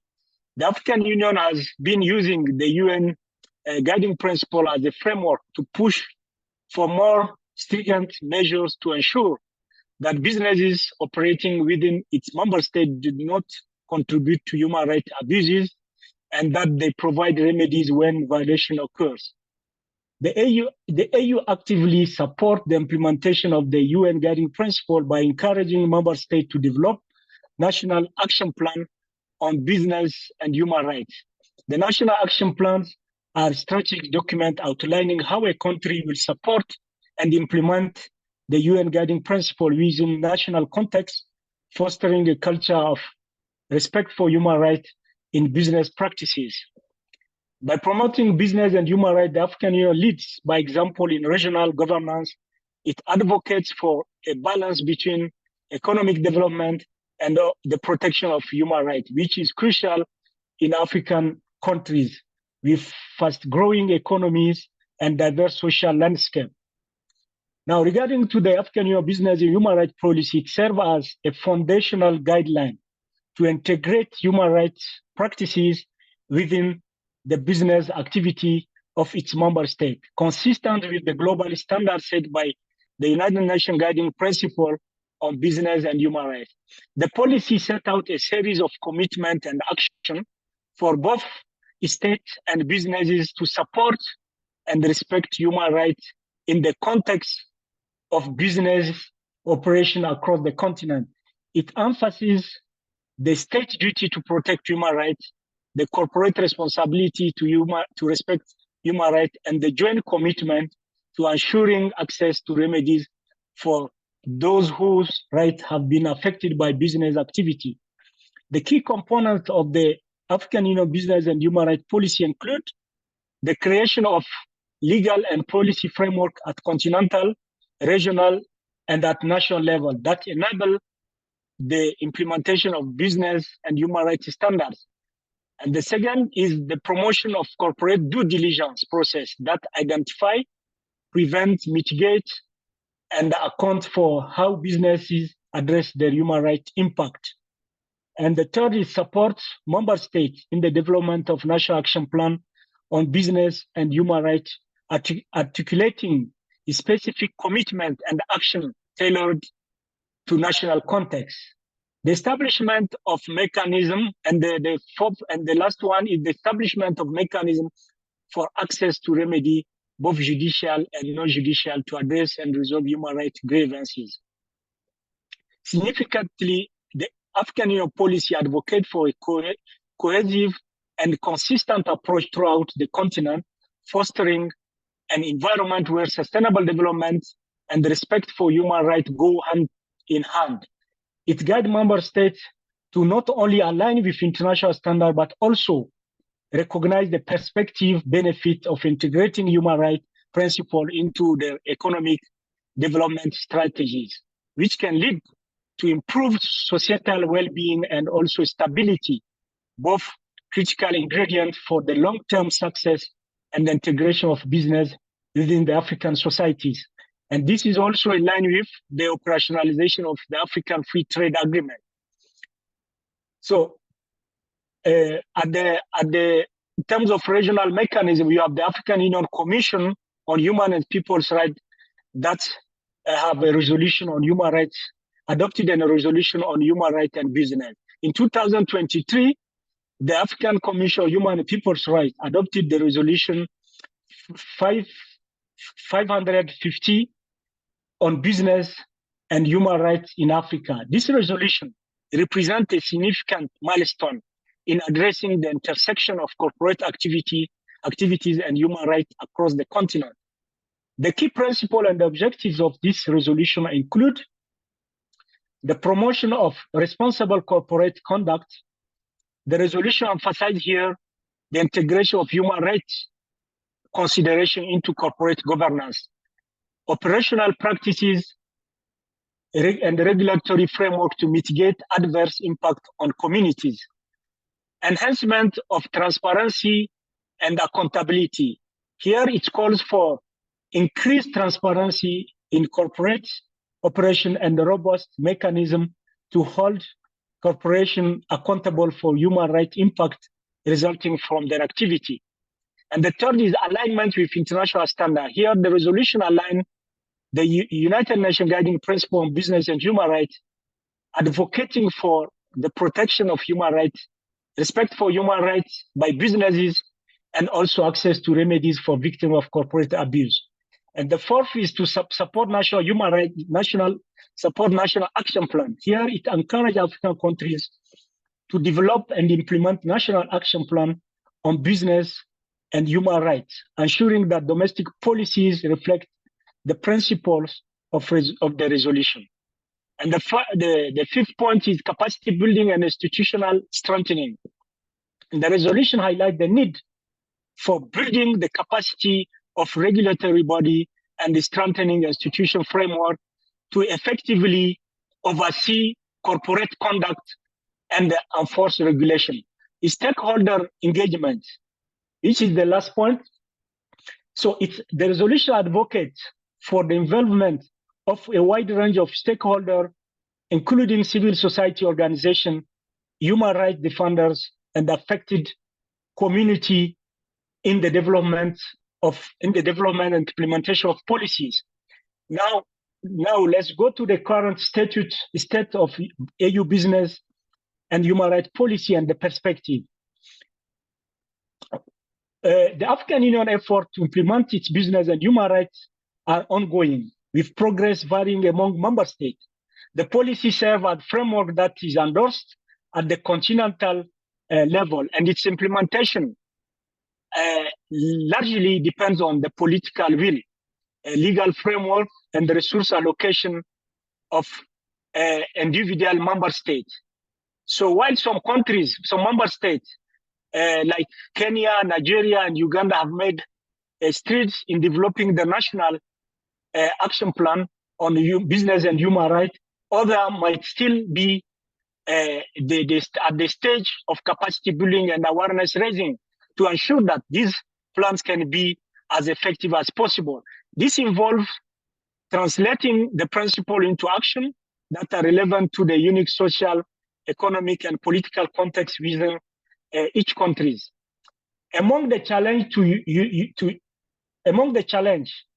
to harmonize implementation at the disparate level of economic development, governance capability, and existing legal infrastructure related to business operation and the human rights.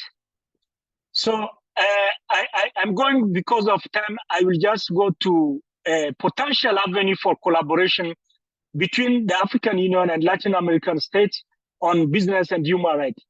Given the challenge and opportunity faced by both regions, both the collaboration between the African Union and the African Latin American states hold immense potential in advancing business and human rights.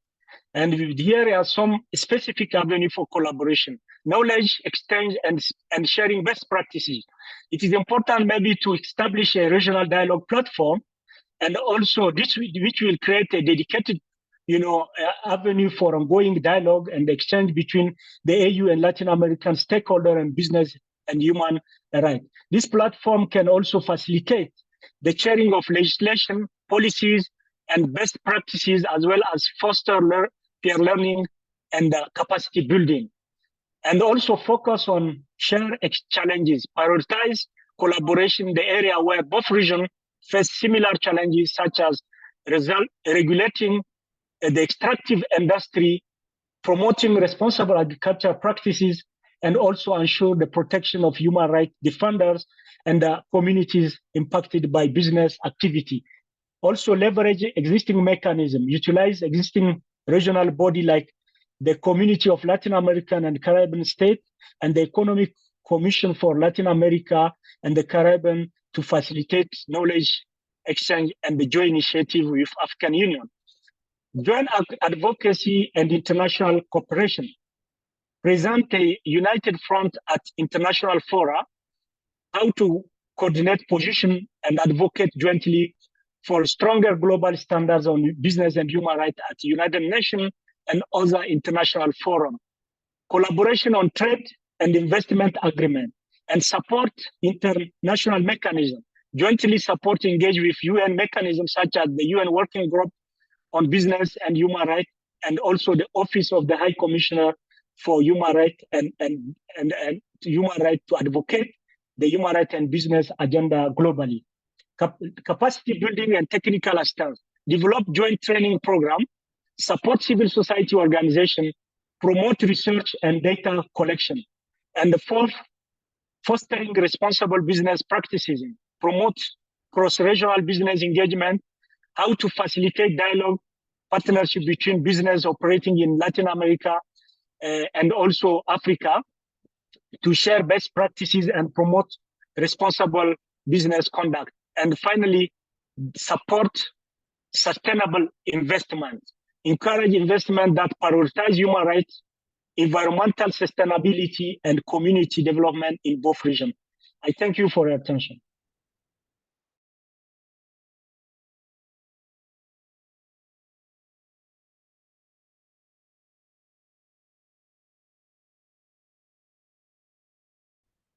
Thank you, sir. Thank you, Mr. Isaka,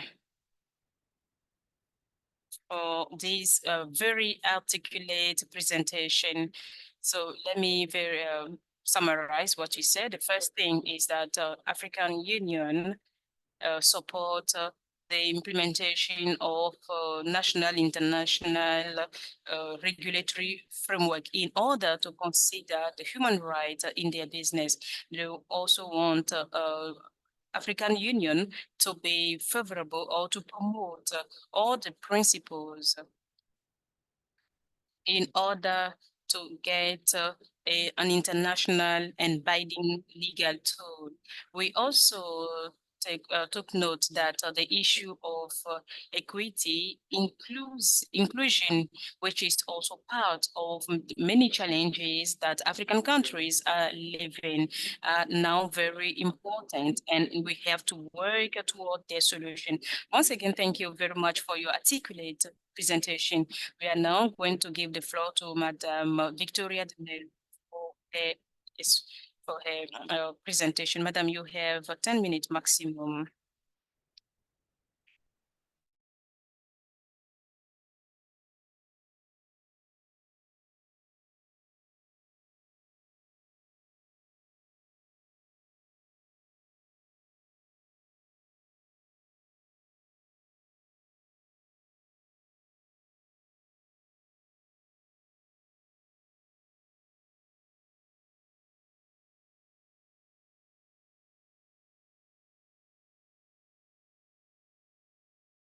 By ISACA, our dear partner from the African Union, and some of our key regional components that we've been observing in the rollout of the business and human rights strategies in Africa, and it's in ways in which we could perhaps all interact and learn. Last year, I had the pleasure of being on a special assignment with UNDP in Latin America for a few months. In this special assignment, I was asked to assist the rollout of some of the strategies connected to business and human rights in the Latin American continent. Importantly and interestingly enough, I found so many connections. I found so many connections between the business and human rights agenda in Africa and the one in my dear home continent. And I'll try to illustrate a little bit here some of the key findings and some of the key successes and challenges from the African experience that perhaps could illustrate a little bit more some of these connections. All right, so let me try. There you go. Importantly, I think that as a recap, it's important for all of us to understand that the UN Guiding Principles, which is the backbone of everything that we do in the UN system concerning business and human rights, is not a new standard. I think all of us here activists, we understand that. But many of you may be working with the different organizations. You may be supporting, I don't know, supporting advocacy in other areas. But importantly, I just wanted to restate that because it's important not to create confusion or for us to understand that there's no new standard being created. There's a convergence of these different statements. And this also applies to the African context. In the African region, as illustrated by ISACA, there's a number of different instruments that help and understand and help African citizens attain their human rights. And the business and human rights agenda looks into those standards and also tries and create an element of connection. So I think that importantly, within the African context, all the different standards that are chaperoned and are so importantly steered by the African Union and in other organs are extremely important and relevant to the business and human rights agenda, and those are the ones that we build upon. In the African continent, the momentum is evident. I think for the past 4 years, a number of different initiatives have been popping up in the continent, and it's inevitable that the momentum is out there. We have different countries popping up and working on different areas of business and human rights. We have states committing to policy dialogues and committing to national action plans, which is the utmost policy commitment a state can make at this stage. And this we are receiving with a lot of encouragement. We think that this is extremely important for the region to have been, for us to be all surfing in this great momentum, because we've seen how it has inspired different organizations. It has inspired different states to actually catch up and try to catch up on the momentum that is being driven by their peers, their partners, their neighbors, and so on. And I think that this is something that we've been very encouraged. The African Business and Human Rights Forum, which we've been delivering with the African Union for the past years, have been a platform for us to actually put this forward. So the Business and Human Rights Forum has the upcoming Business and Human Rights Forum, which will take place in October, has had an application of over 40 organizations to deliver side events. If this is not a shown of progress, I think that's something that is very relevant and important for us to have in mind. And I know that in Latin America, the same is happening, but I just wanted to say from the UN side, from the AU side, from the international organization side, it's extremely important for us. And we are here to offer you a platform for exchange, interaction, peer learning, and so on. I think that all of you here, especially from the many different organizations that are working, especially on the front line, us from the UN and from the African Union and different multilateral organizations, we are here to try and help you connect the dots, to try and help you steer the knowledge. I think that this is what we hope to support you with. These are the countries that have started or are in progress of working on different areas of business and human rights. So, of course, Sub-Saharan Africa has over 45 countries. The African continent has more than 50 countries. This is just a drop in the ocean, but an important one. I think that there may be other countries where we haven't uncovered or unturned some stones, but this is already a very significant sign of progress as it has picked up in the last couple of years. So from these countries, we have 3 countries with national action plans, which means they have made high-level policy commitment to business and human rights, and there are many other countries on the way. I wanted to flag that because National Action Plan, again, is not a silver bullet, as you all know, but it is an important moment for us. It's an important indication for us to look into and to hold our governments accountable for. So my peers from Brazil have mentioned some of the policy commitments that my country has made. And it's interesting to see that as a citizen, if you're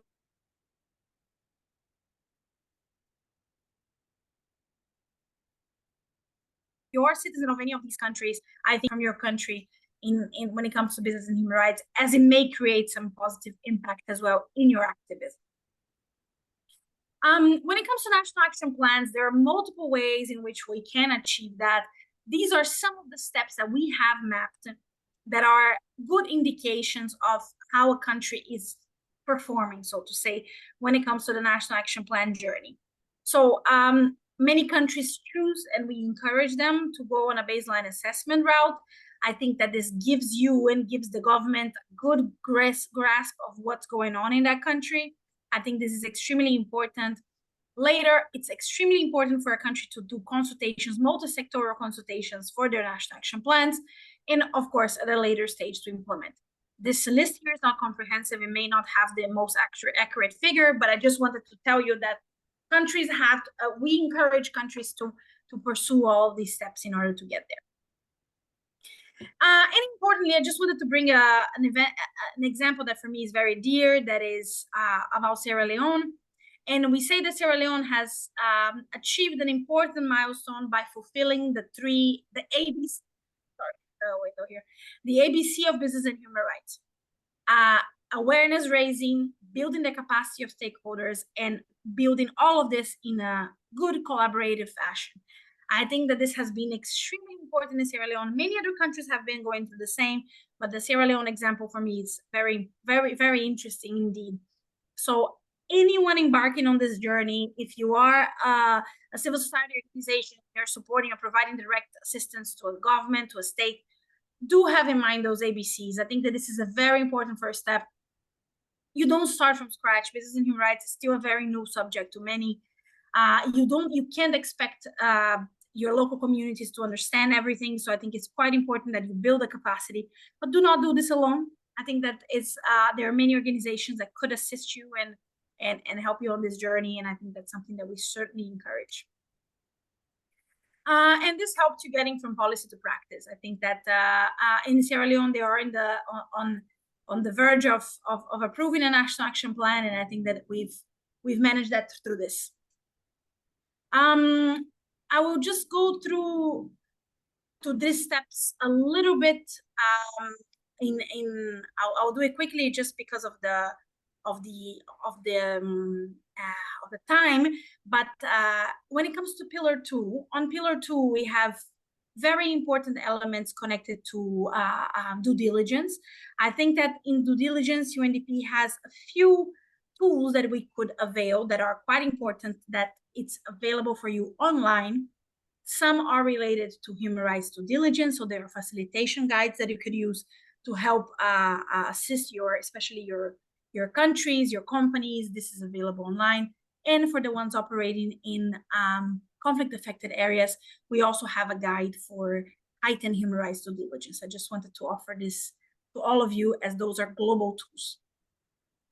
I think this is it. We will share with this group some of the key elements concerning the African Business and Human Rights Forum that is upcoming in October. This is something that we will have in mind. We will share with you so you can have in mind. But that's what I wanted to share for now. Thank you for the time.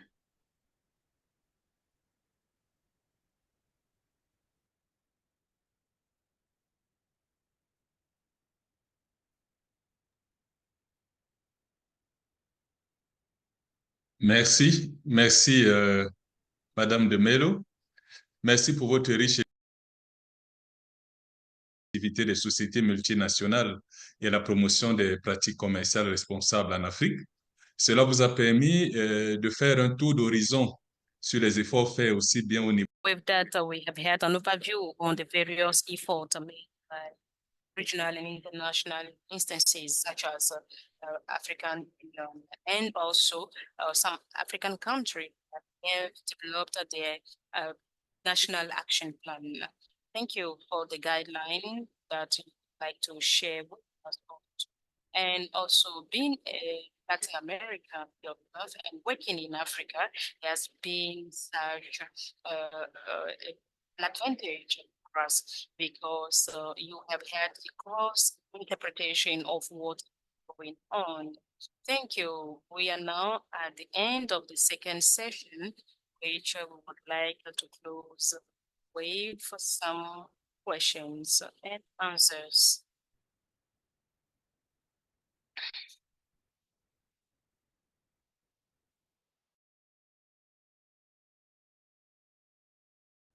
Oui, merci. Ça a été un réflexe. Merci, ça a été un mauvais réflexe. Oui, je disais que nous passons à la phase de questions-réponses qui va clore ce deuxième segment. Nous aurons une phase de questions-réponses de 10 minutes. Bernard avait levé la main, mais je crois que c'est une ancienne main. Il va peut-être bien vouloir la baisser. Par contre, il y avait Ampona et puis Georges Saki qui avaient demandé à prendre la parole. Si ça vaut toujours, je passe la parole à Ampona et ensuite je passerai la parole à And after him so the panelists are all around to answer your questions.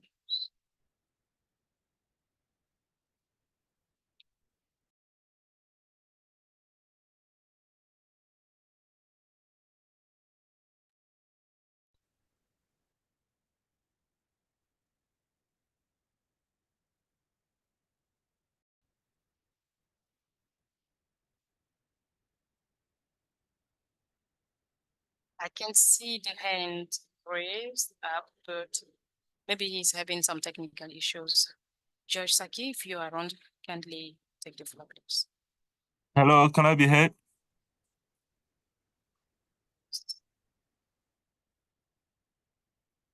Hello? Yes, we can hear you, sir. Very much. Thank you. Thank you for the opportunity, and let me say a big thank you to the discussants and the presenters. It's been mind-opening, especially the one that focuses on the African continent, because I'm currently doing a research in that regard in respect of how Africa is implementing the UNDPs. And I see this webinar as a help in that direction. But my question specific will be, I've listened through, I've seen that we're trying to use both domestic, then we're looking at when the one who presented on the African continent that he talked about, the continental as well as the regional approach. And then we're looking at an international framework on dealing with the issue of corporate human rights violations. Are all these mechanisms mutually exclusive, and what do we envisage to be the problems and the challenges that will confront us in trying to have all these instruments dealing with the same issue? Thank you. Yeah, hello, can you hear me?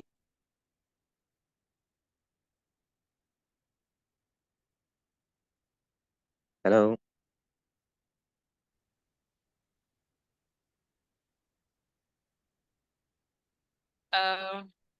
I just get notified that we are running behind time, almost 20 minutes late. So we have the third question, Joshua Sanchez. And after the three questions, we'll be giving the floor to the Mr. Saki, you have the floor, please. Yeah, I earlier wanted to make a comment about the procedure about free, prior, informed consent from the multinational organizations like mining agencies and other corporate bodies that are involved in doing business. More often than not, the organizations seem to have a bigger bargaining power, and they deal more with the central government to the detriment of the indigenous people who they are supposed to be dealing with, and then or who are rather supposed to benefit more. I think these are things that we can look into. Yeah, that's my contribution.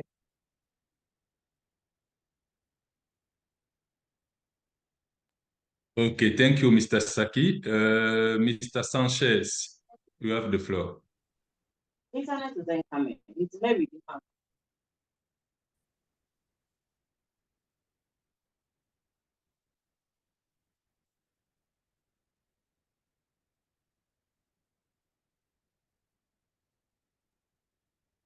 Joshua Sanchez, vous voulez toujours prendre la parole? Mr. Joshua Sanchez, are you still interested in having the floor? Non, je crois qu'il a baissé la main. La troisième question va donc aller à So the third Ana question Maria Suarez is Franco. going for Ana Maria Suarez.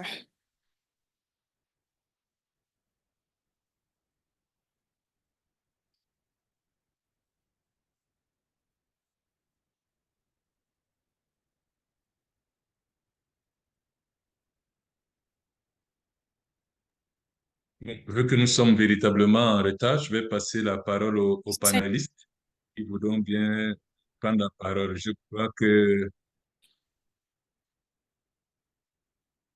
Madame Melo, would you like to take the floor and address the questions, please? Certainly. Thank you very much for the questions. Unfortunately, I had a bit of a glitch, so I couldn't hear the last question very clearly. But let me just illustrate a little bit when it comes to challenges and the points related to, especially the upcoming challenges. I think that in the African continent, so as in the Latin American context as well, what I can tell is that getting to a policy stage is extremely important, is an excellent sign of progress, but it's not the end of the road. I think that all of us, especially in the African continent, so as in the Latin American context, we have plenty of treaties, we have plenty of policies. This is not something that we're shy of. In many cases, our governments, they rush to the opportunity of signing documents because it shows a commitment. It could be something that could benefit their electoral aspirations, and so to say, but the implementation is the challenge. And I think that that's the moment in which civil society organizations and other ones are super relevant when it comes to the implementation of any of these policies. So the business and human rights agenda poses an additional challenge, as is the one that is the same as an opportunity, that is the policy coherence, can also create a challenge related to it's too many people, it's too many stages, there's too many options for accountability, and often maybe duty bearers of rights may fall short or hide behind the different stages of this implementation. But it's quite important that for civil society to keep them on their toes, to keep them accountable, reliable. And I think that's something that I definitely would urge all of you here in your different capacities to continue working and supporting and making sure that advocacy is out there. So I think in short, the policy is a very important element, but the implementation is when the challenge is key. Thank you very much.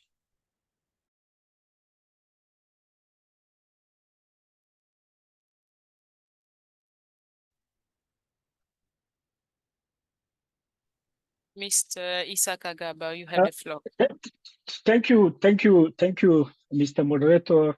Regarding to the question, I would like to react on the first question on the challenge, regarding to the challenge.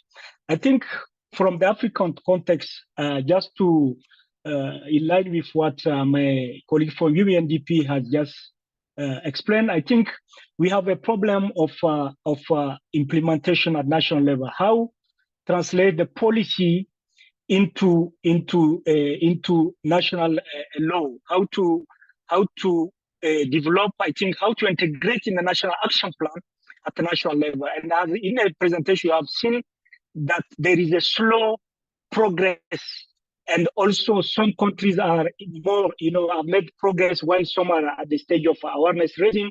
I think this is also due to lack of sometimes the political will, and also there is a need for a strong advocacy and push from also civil society organization, not only in terms of accountability, but also to raise awareness and also to accompany also member states in their process of development of national action plan. So at national level also, there is the issue of inclusivity, which must be taken into consideration from civil society organization, business, like governments, and all stakeholders should be involved in the process for the development of national action plan. I think this is where I think there is a need to focus more to address these challenges. However, we notice that some countries are trying to make progress in developing the national action plan, which need to be encouraged. This is what I can say regarding to the first question. Thank you so much.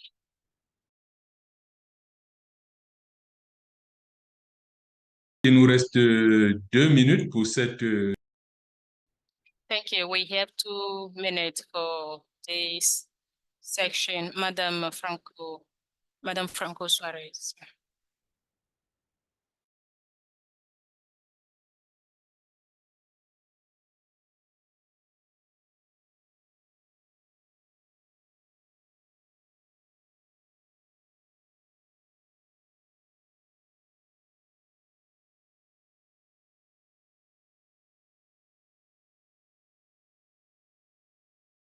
Communities are suffering. Even if the UNGPs have some elements that may be useful, the fact is that they depart from a national approach, which means that in the transnational cases, which are most of the cases in which transnational corporations are involved, there are not clear rules on transnational liability.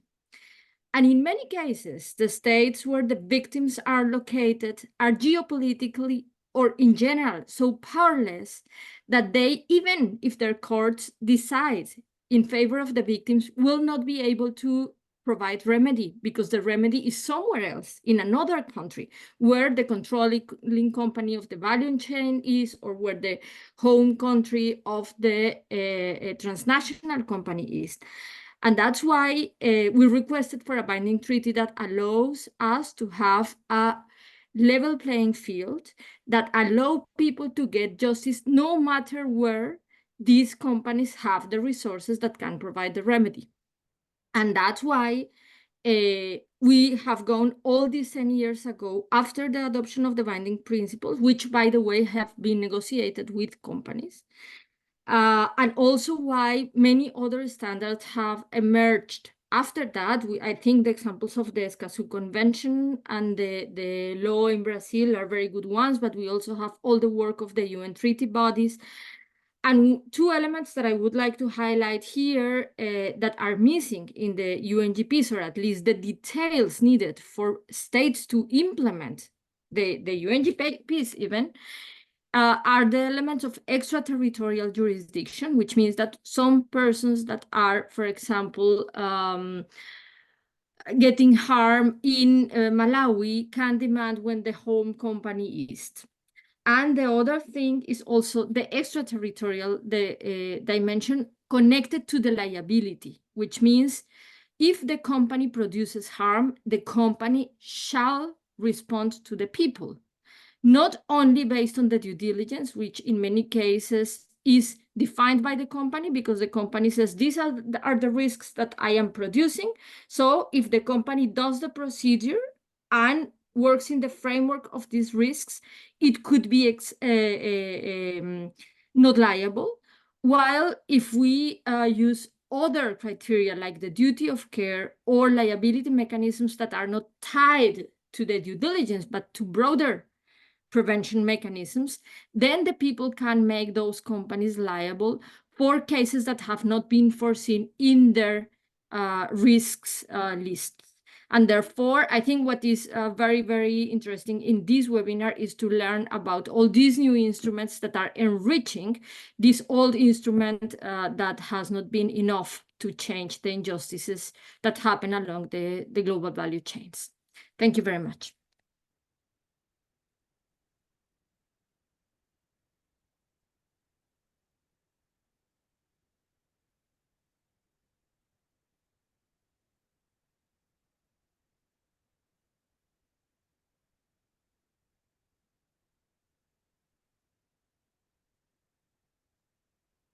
Merci pour ce commentaire, Maria. Nous sommes arrivés au terme du temps imparti aux questions-réponses. And we have come to the end of questions and answers. I'm so sorry for all those hands that I couldn't take. We are already late. So, however, I would like to invite Victoria to address the question of Mona Sabela. She has a question in the chat box. She has a question for Victoria de Melo. And Victoria de Melo, you have a question, please. So you can answer her in the chat box. This will save us some few minutes. So I think it's now time for me to hand over to Professor Adriano for the continuation of our meeting. Thank you.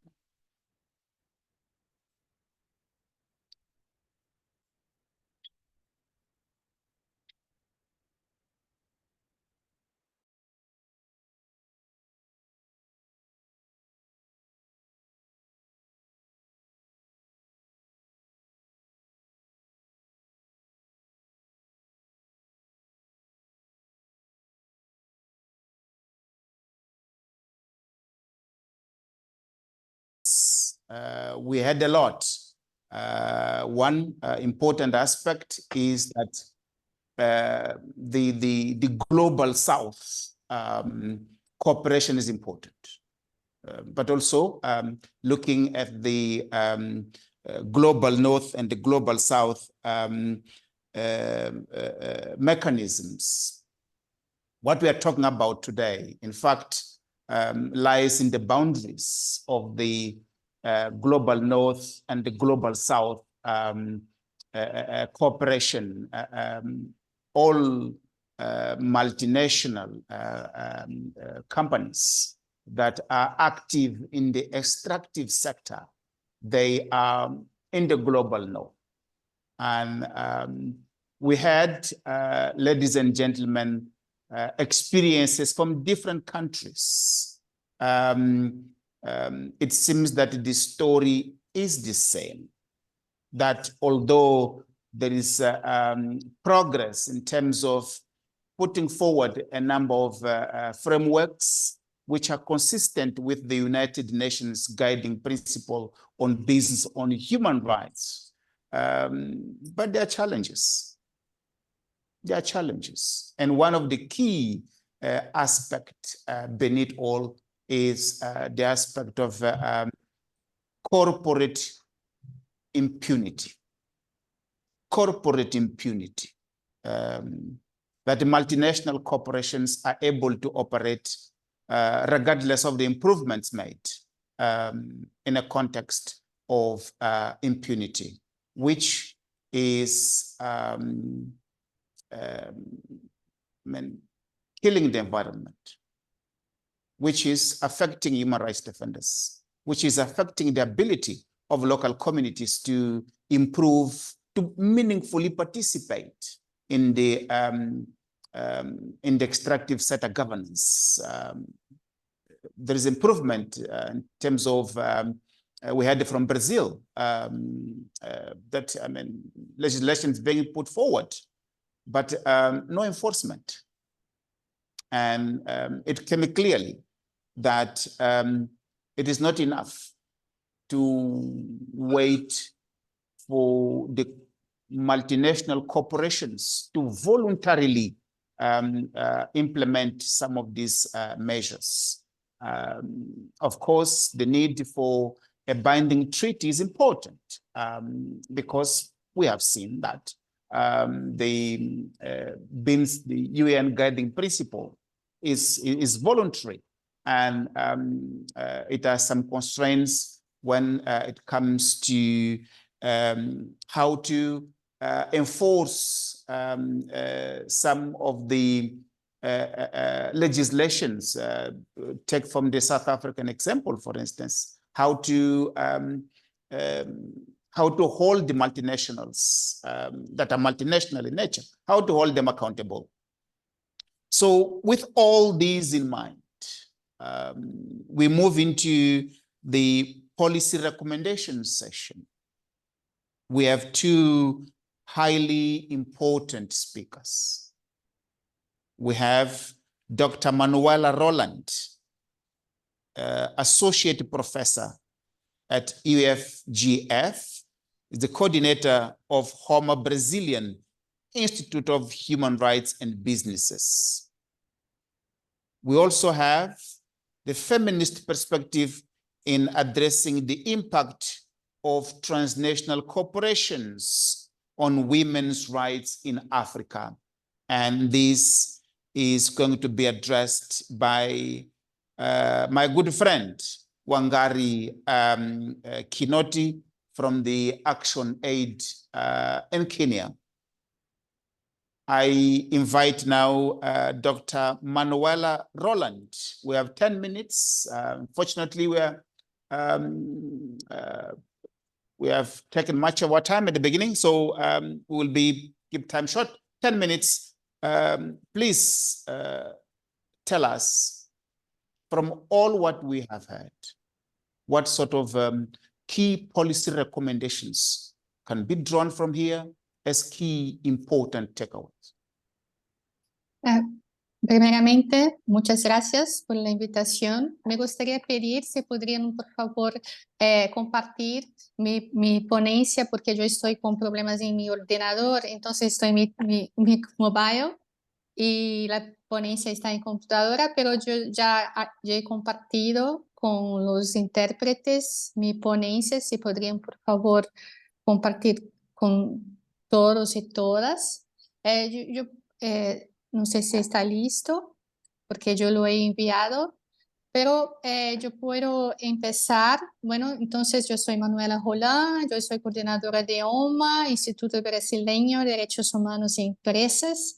Nosotros hemos seguido toda esta agenda, tanto nacional cuanto internacional, hasta hace muchos años, desde 2011, cuando justamente toda esta perspectiva de la consagración de los principios rectores empezó, y una demanda, ¿no? Una movida por sí, muchas gracias, por la elaboración de planes nacionales de acción empezó en para no que es vino para Latinoamérica, inmigración en Latinoamérica. Pero entonces yo voy a dividir mi ponencia para justamente concluir con sugerencias políticas en 3 partes. Una es utilizando como ejemplo la elaboración de la ley brasileña, porque justamente nosotros de OMA hemos participado, está bueno, puede parar así, gracias, en esta parte, hemos participado de la elaboración de la ley.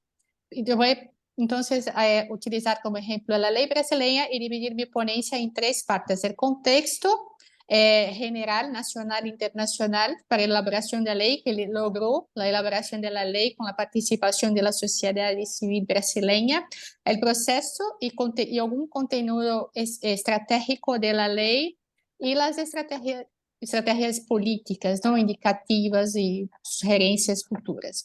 Bueno, yo pienso que una cosa también, yo no iría a hablar, pero yo pienso que es importante un poco replantear la historia de ese proceso, un poco más, un poco al pasado, no solamente desde ahora, que yo iría empezar ahora, por la agenda de derechos humanos desde la perspectiva de la vigilancia de vida y todo eso, pero yo vi que es importante un poco replantear algunas ideas.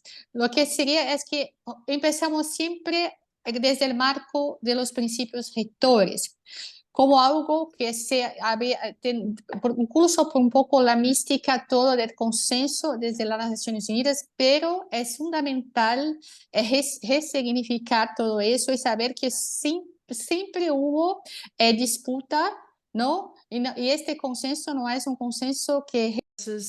That really wasn't, it's a formal consensus, but a material consensus, shall we say. Because since the creation of these principles, since the beginning of in the following session of the Human Rights Council, there's been as Ana Maria has explained, has presented, it's not sufficient. That is the first step. It's a consequence. So this was said also in the 24th Congress session of the Human Rights Council by the approval of the consensus of the principles, including because of this is why there was a movement to use this resolution of 26/9 in 2014 to begin to start a new group, governmental group that's open, formed by states with the leadership of Ecuador to start the negotiations to have a treaty that would be legally binding. If you can please move the slide, the one before, go back another one. Press this one forward here. Yes, this is where I want it. It's important to say there's always been a conflict of the principal rectors, and not only because they're voluntary. As has already been said, issues around a response to human rights, clear human rights obligations for the universe, mechanisms of extraterritorial mechanisms, all of these instruments that actually could establish confrontation to the impunity that transnational corporations have. So why do they say we need a specific law around with regards to human rights and businesses? Because we began to confront and face this elaboration of national plans of action.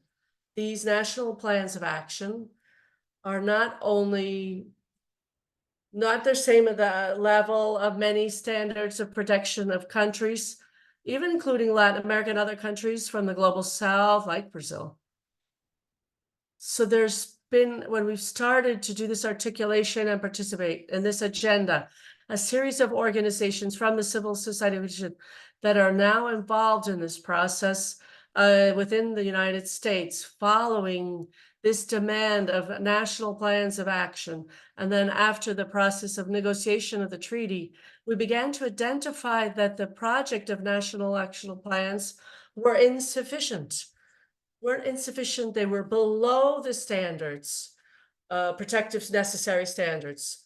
And so there wasn't this question of international cooperation and mechanisms and also obligations for corporations, which is fundamental to establish a level playing field, a regulation that's uniform, also for the global South countries, such that we can avoid this, so that we recognize among other countries in the global South, they are pressured in this rhetoric that they can come from another country and go to another country that presents a standard that's lower than the actual country where the parent company is. So an international treaty was presented and ratified by the Global South is fundamental. And it established a uniform standard and higher standard of protection of the corporate activities, especially in countries in relation to the transnational corporations. So today, inclusive, I think we would have talked about these voluntary frameworks. The process of elaboration of these regulations of due diligence in the countries, the European countries, is a response to the recognizing that these countries themselves didn't recognize in the beginning, when we were giving the example in the beginning of the process of the negotiation of the treaty, all the global North countries were always trying to say with the treaty, no, we don't need the treaty because it's complementing the process of the national plans of action. Afterwards, the United Nations in 2015, for example, Germany in 2016, to complete this process and diagnosed that these national action plans and that the violations continue, violations of human rights continue, and it recognizes that binding norms would be more efficient and appropriate. And the dispute now, it continues the dispute, which binding norms should be used. So the problem is that in this sphere, this smart mix, so we have voluntary norms and hard law. And so it continues regarding the principal guidelines to transform these guidelines into, so we can have a smart mix. The laws of due diligence that are from the UNDP binding principle guidelines. But there is still a demand, a content that goes beyond this. It goes beyond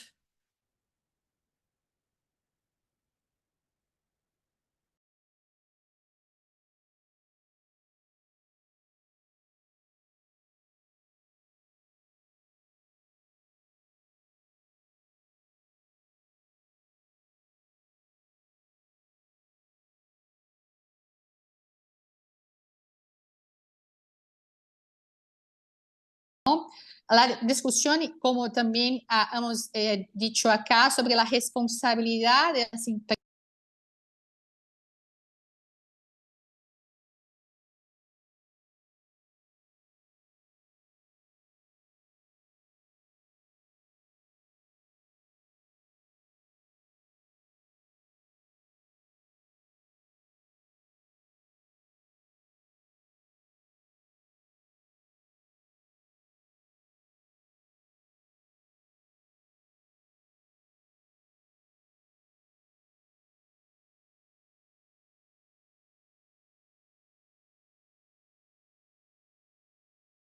Which are initiatives with great participation of the civil society, as in Brazil, and they go from the recognition of voluntary marks. For example, September from Germany, there is a little bit of the perspective of the identification from the investigation of the survey of the German government, which only 16 or 17% of the companies with more than 500 employees were following or at least considered for the national action plans. They were not considered. And we also have a whole discussion on plans of due diligence and the laws of due diligence, which appear as the new paradigm admitted possible from the global north, which is to keep the fundamental part of the guiding principles, which must be kept, but a binding, which would be acceptable from the global north, and even to have in their hands the control to what extent the liability goes, the liability of those corporations, the global north. And that is being disputed. It's in conflict until today.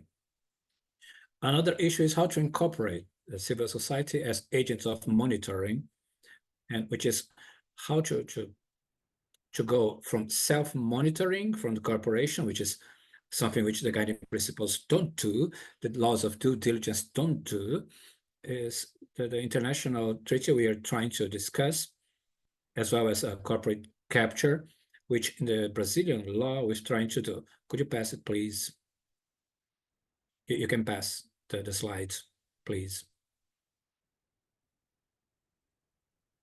Next slide, please. Oh, it's out. It's no longer there. Please, let's go to the next slide. A little bit, the previous one. Yes. Then, what are the strategies, the national and international strategies to elaborate the Brazilian law? I think it's important to share here. There was a great circulation of the organizations of civil society, a great articulation. It's called a Work Group of Corporations since 2014, which involved the members of civil society in Brazil, who were following the process of negotiations of the International Treaty on Human Rights and Corporations. They were also observing all the movements from Europe with a lot of money and funds to incentivize the states, quoted to elaborate national action plans. And we had this group, we made this group, and we have searched the support of public actors connected to the defense of human rights, like the fiscal defense of human rights. And from there, we had an audience, a public audience on human rights, and we started producing technical material, brochures, and events with the presence of the members, because it's a big challenge to face the mainstream represented by these sectors and this naturalization of the guiding principles, which don't even mention the norms which were not approved in 2003, but they were produced in the United Nations, and they were not well received. It's a totally different mark, challenging to the corporations. And then the guiding principles is not the only it's the only acceptable way. It's very mainstream in international level. Another challenge was, for example, we had an investigation on national action plans, and we couldn't just say, oh, they're not enough. We have to say why. Even OMA has in their website some studies in English and Spanish on the weakness of the national action plans in Latin America and Europe. We had studies on the national law marks of protections to human rights to make it clear that even our national references were much higher than the guiding principles. And the possibility of contribution from the International Treaty on Human Rights and Corporations to that process. And a fundamental point is the association of all that project of criticism to civil society and associated with the popular fights at national and international levels. We articulated with international campaigns like the Global Campaign, Treaty Alliance, other networks,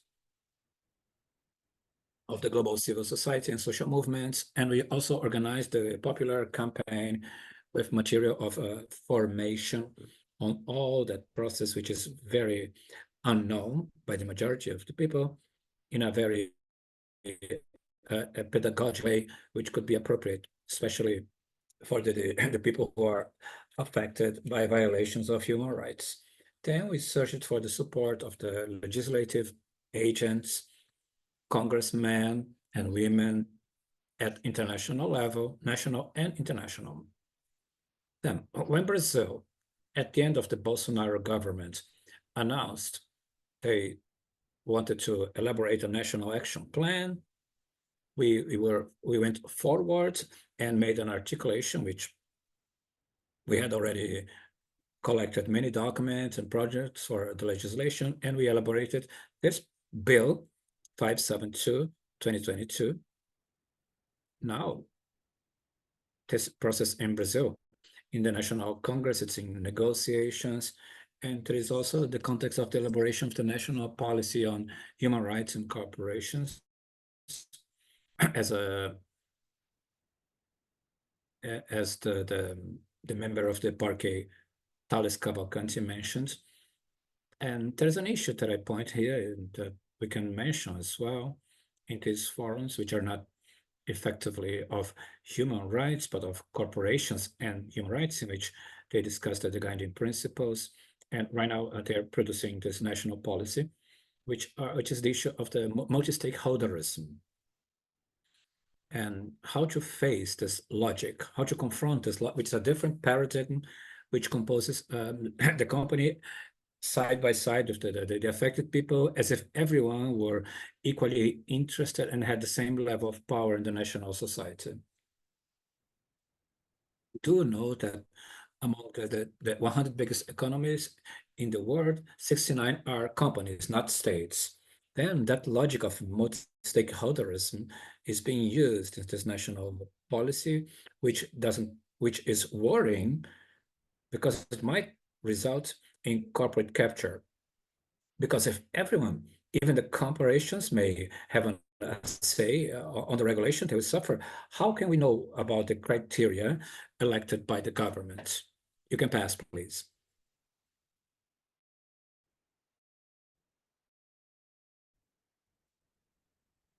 And then I think my time is about to finish, but something which is very important to establish is to clarify here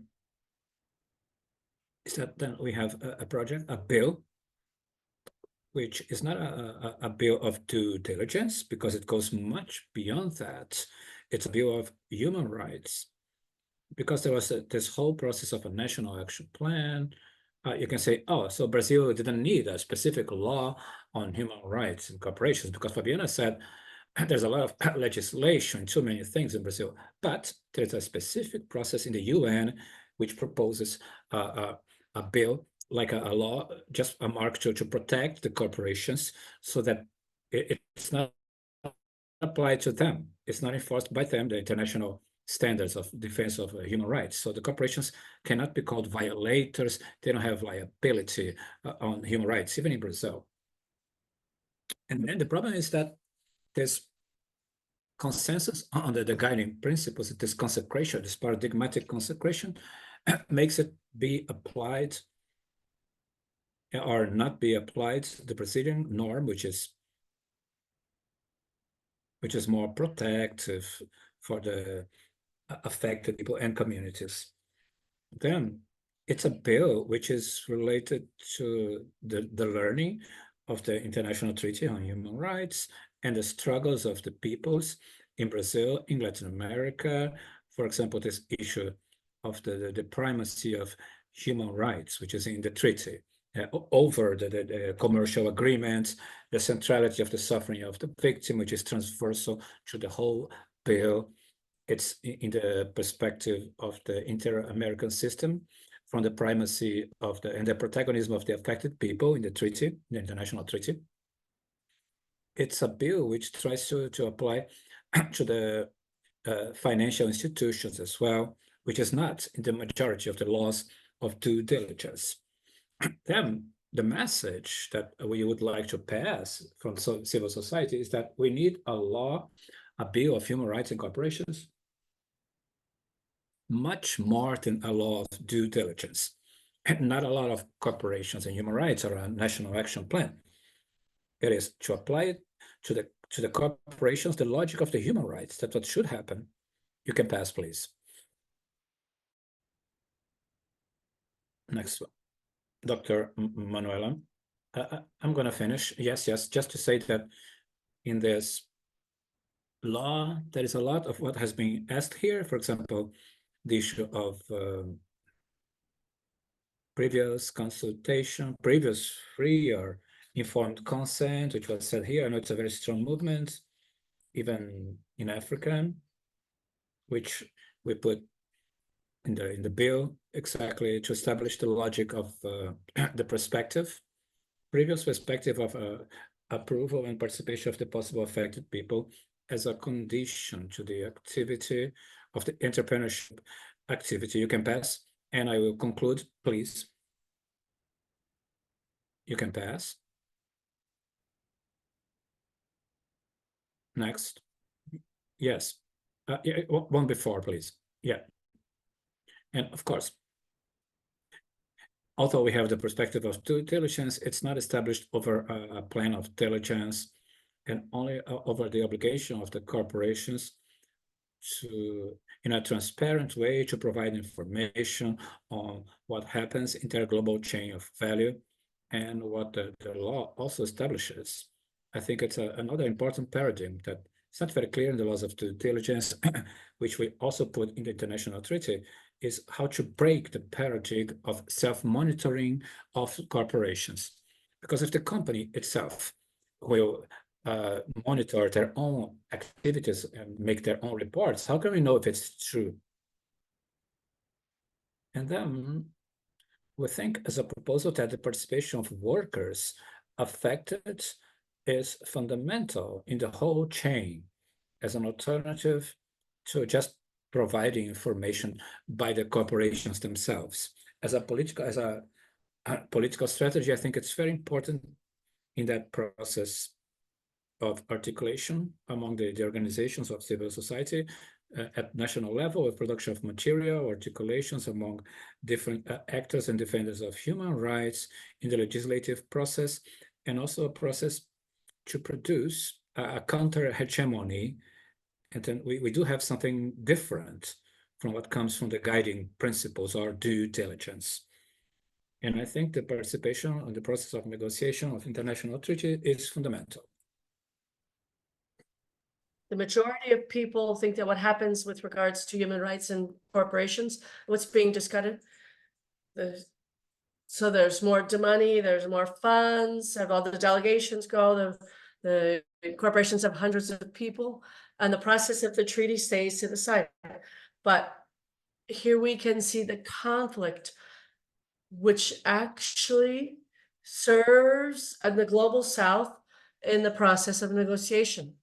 Thank you very much for the time that you've given me to talk. Thank you very much, Dr. Manuela Roland. Thank you very much for your presentation, Dr. Manuela. Thank you.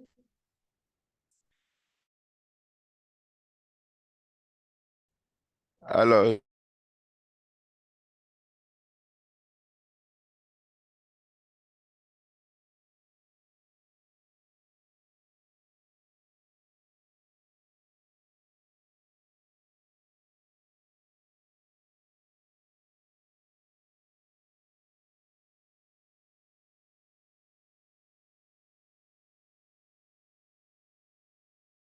Authorities, but more importantly, civil society and CBOs, community-based organizations, because those are the ones that at the very local level, they bear the cost of corporate impunity in the global south.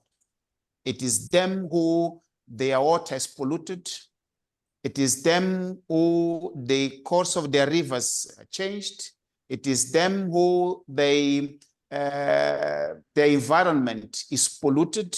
They are the ones who bear the costs of the, take the example of the open cast mining that Sebelo talked about from South Africa. Those are the ones that bear the cost. And the impunity when it comes to enforcing the global mechanisms, it's affecting those communities. So these are the ones who, though there is the mechanism for consultations that are not working. So there's a need to empower. Our colleague from African Union was talking about the need to empower local communities, local civil society organizations to be able to meaningfully participate in this space. The colleague from the United UNDP also stressed the need for civil society organizations to have the capacity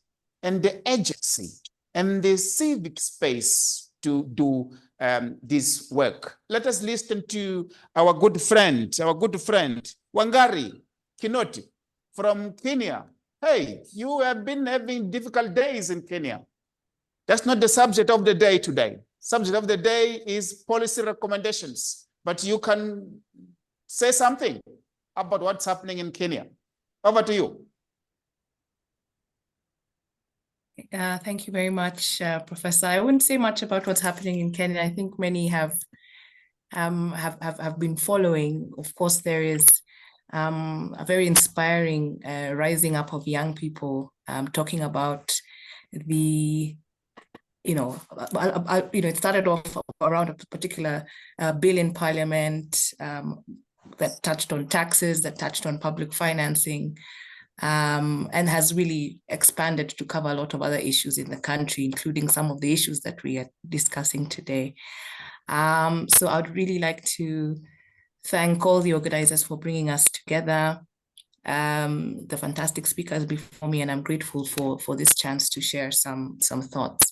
I will weave in some recommendations, but I want to, as I often do, zoom out a bit, and I want to thank Anna Maria for bringing in earlier the important issue of geopolitics and power, because this is what I would like us to bear in mind, especially as this is what a feminist analysis demands of us. And since this was my brief, in terms of bringing feminist perspectives, let me do just that. I think the first point is that the current reality is that we're in the throes of multiple intersecting crises. So these intersecting crises of climate, food, cost of living, armed conflict, ongoing genocides, labor crises, the humanitarian crises that all of these other crises produce, as well as rising, right-wing authoritarianism. All these, as we have heard, powerful corporations and corporate power are central in many of these crises. And all of these have one thing in common, which is that they hit women hardest in one form or another. One example is that they increase women's already disproportionate. Calculated that if we continue at the pace that we are at this moment, it will take 209 years to close the gender gap in unpaid care and domestic work. This is completely unacceptable. 209 years. The crisis also increased decent work deficits for women, including through forced labor. And Dr. Severo spoke about this in her intervention, at the beginning, closer to the beginning of this webinar. So through forced labor, through labor exploitation, 11.8 million women and girls are in forced labor. 86% of forced labor cases are in the private sector. This is most profound, of course, for women who are racially, ethnically, and geographically excluded and marginalized, those who face discrimination based on their caste, on their sexual orientation, on their gender identity, and for those who are migrants and refugees and unemployed, those who are indigenous people, as we have heard also today about the situation of the Mayan peoples in Guatemala, and for those who have disabilities, and really everyone facing various intersecting discriminations. Meanwhile, the richest 10% of all the people of the world own 76% of all the wealth. So there's huge inequality here. Income and wealth inequalities have been on the rise nearly everywhere since the 1980s due to various deregulation and liberalization programs across the world. This has been a political decision. It is not inevitable that some people must be rich and others must be poor. It is a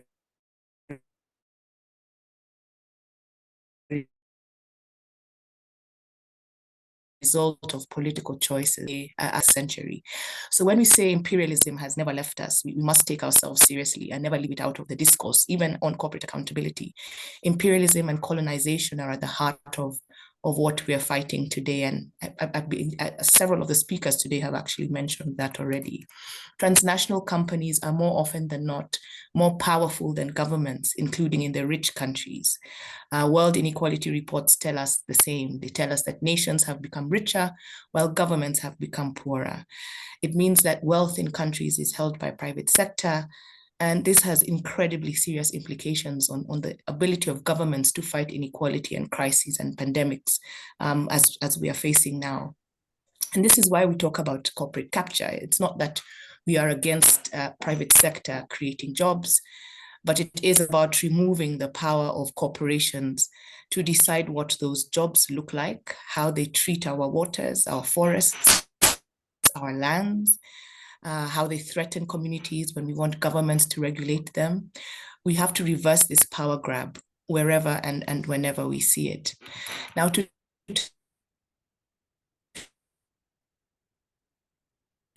back to gender, the current failing economic model relies on gender inequalities. It relies on gender inequalities. The model is capitalist, it's neoliberal, it's racist, it's colonial, it's patriarchal. We know this. That is why we must not address women's rights and gender equality as sort of peripheral matters or something accidental, some type of flavoring to the pot, right? We cannot add women and star or sprinkle gender on top as glitter when we talk about these things. I started by talking about women's labor as I like to do, because women's labor, despite it being the labor that sustains households, communities, economies, it sustains life itself. Despite this, across the spectrum, it is undervalued and often invisibilized and also taken for granted, whether this labor is paid or unpaid, whether it is care work and non-market work. And I would add, when it comes to women's work in the so-called informal economy, which I prefer to call the popular economy, because that disrupts this fallacy that the informal economy is marginal, while in fact it is how the majority of households in the world and their livelihoods. I mean, in Africa alone, it accounts for 61% of all employment. In Africa alone, globally, it is 61% of all employment, and in Africa alone, up to 90% of women are in this form of employment. And many of those jobs are care jobs. Women in Ethiopia make up 80% of the labor in the garment industry. They're the workers on the factory floor, in an industry that is globally notorious for low wages, appalling labor conditions, rampant violence and harassment, and generally, brutal conditions. It is the labor of these women and millions of other women across the majority South that produces the clothes we gladly wear. We have a problem with global governance and financial architecture. One of the outcomes of this is austerity. Austerity means that the ability of states to provide universal, quality, gender-responsive public services are severely constrained. And when states fail to deliver these public services, it is women who provide subsidies through our unpaid and underpaid labor and out-of-pocket payments for privatized services. And I'm bringing up privatization, which is really the commodification of rights and dignity. I bring it up because we have to think about the big push towards public-private partnerships as we think about corporate accountability, and the legal instruments we want to agree on so that we can regulate businesses, TNCs and others from a human rights perspective. Yes, these corporations are in mining and industrial agriculture, but there's also the question of private sector takeover of public service delivery. So we need to include this in the scope of our conversation. I want to also just turn to one more thing before I talk about a couple of recommendations, which is that we also need to look at the digital economy, because it is progressing so fast but our public policies are not being able to keep pace. There are groups that are working on a global digital compact that talk about state and corporate accountability for protecting rights in the digital age. The platform economy is really reproducing the gendered exclusions we see in non-digital labor markets. Global value chains are digitalizing rapidly. What does this mean for smallholder farmers and for other small producers? This will produce livelihood squeezes and technological displacement. Digital economies can bring many positive opportunities, we know that, but we have to stay on top of the new forms of imperialism. I talked about imperialism. How is data being extracted and commodified? Who is doing it? How is this different from, the historical colonial processes of domination, of extraction, of exploitation and oppression? What is behind the mad rush to put up digital infrastructure everywhere? What are the implications for social justice? Where we have been organizing through trade unions and labor unions and consumer movements and so on. In this digital age, who do we organize against? Who do we negotiate with? Where do we do it? We don't live in economies. We live in societies and in communities, not in economies. We are people in communities, and we are not commodities, assets, or capital. And we and our rights are not to be financialized, traded, sold to the highest bidder. So we have to keep that in mind. We are also communities who have been stripped of our, what we say in Africa, our Ubuntu, our Utu, or our Umuntu, the interconnectedness of all things, our collective identity, the moral economy of relationships and patterns of reciprocity.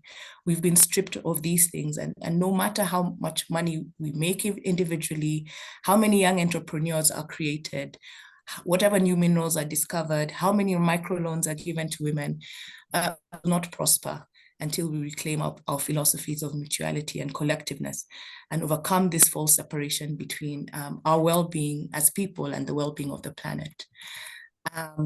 We have to have some minimums, and I can mention a few quickly, and these include those that groups like Feminists for a Binding Treaty, who are part of the co-organizers of this webinar, have been pushing in the negotiations. One is that the protection of human rights and rights holders is the main goal of the binding treaty that several of us have spoken about, specifically women and intersectionally marginalized groups. The treaty must also see governments oblige corporations to prevent and mitigate harmful impacts of their activities on women, and to consult women who might be affected by potential and existing projects and investments. Governments have to guarantee that corporations can be held accountable for women's rights violations linked to their activities, and remove the barriers to justice that women experience in holding corporations to account. And there are many barriers that women do experience. So this means guaranteeing that public, private, and international complaints mechanisms are accessible to women, and that women have effective access to remedy and redress. And finally, that governments guarantee protection for women human rights defenders and whistleblowers in the context of this sort of corporate impunity. So to end, I always like to go back to the end goal. Let me remind us that our end goal here is not so much the treaties and instruments and so on. These are all very many important ways to achieve our end goal. It's a step towards strengthening protections for communities and human rights defenders and the women human rights defenders who face specific gendered threats. So it's an important part, but only a part of a bigger package of things that we need to get done, a new architecture. Our end goal here, I always like to suggest, I repeat this all the time, what I suggest is that our end goal is to reclaim our humanity, to rebuild our territorial and bodily integrity, and to reassert our self-determination. I'll stop there for now, and many thanks for listening to me. Wangari, on that powerful note, you nailed it. You nailed it. Thank you very much, Wangari. Let me take it from where you ended. You talked about aspects of coloniality, corporate impunity. You said our governments must make sure that multinational corporations are held accountable. My sister, the coloniality that we see today, the impunity that we see today, is enabled by corruption. Is enabled by corruption. The problems that we are dealing with in this arena, they have to the great extent to do with corruption. And corruption leads to lack of public governance. Public governance. You said, and others before you have said that, and my sister from Guatemala, she reiterated that multinationals are making huge profits and our governments are not making profits, and that it constrains the governments from being able to put in place the social infrastructure needed to uplift the livelihoods of the people, and more importantly, to meet the basic requirements enriched in the United Nations guiding principle, in the United Nations Declaration of Human Rights when it comes to human dignity. We are doing a book, Albert is here, we're doing a book together on the human rights aspect in the value chains of the critical minerals. Mozambique, Zimbabwe, DRC, all the sites where the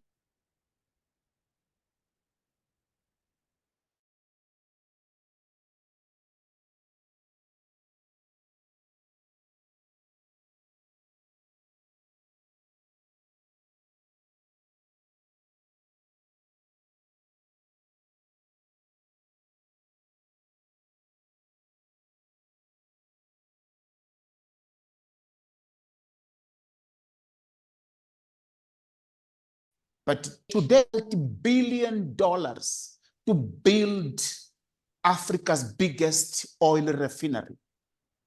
This is big investment for the African continent. Now, I was told that he is not having the oil that he needs to run the refinery because African governments, they prefer to export oil instead of selling it to Dangote. So, you know, some of these things we blame, and we have to blame, because the global governance and the global financial architecture is not working for Africa. That is true, but also we have to look at home.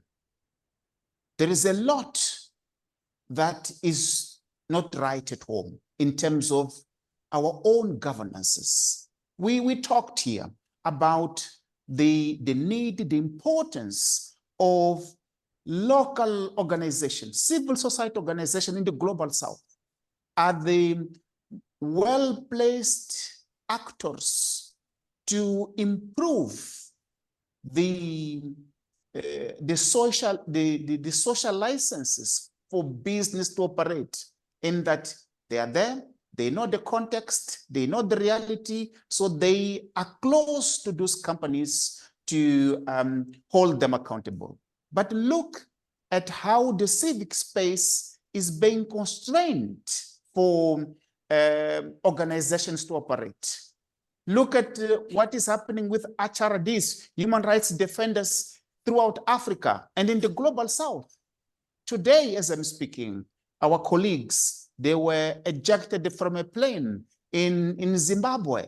The only crime that they have committed is being human rights defenders, is standing for the right thing for their communities. So there is a lot that has to do with our own systems of governance in our continent.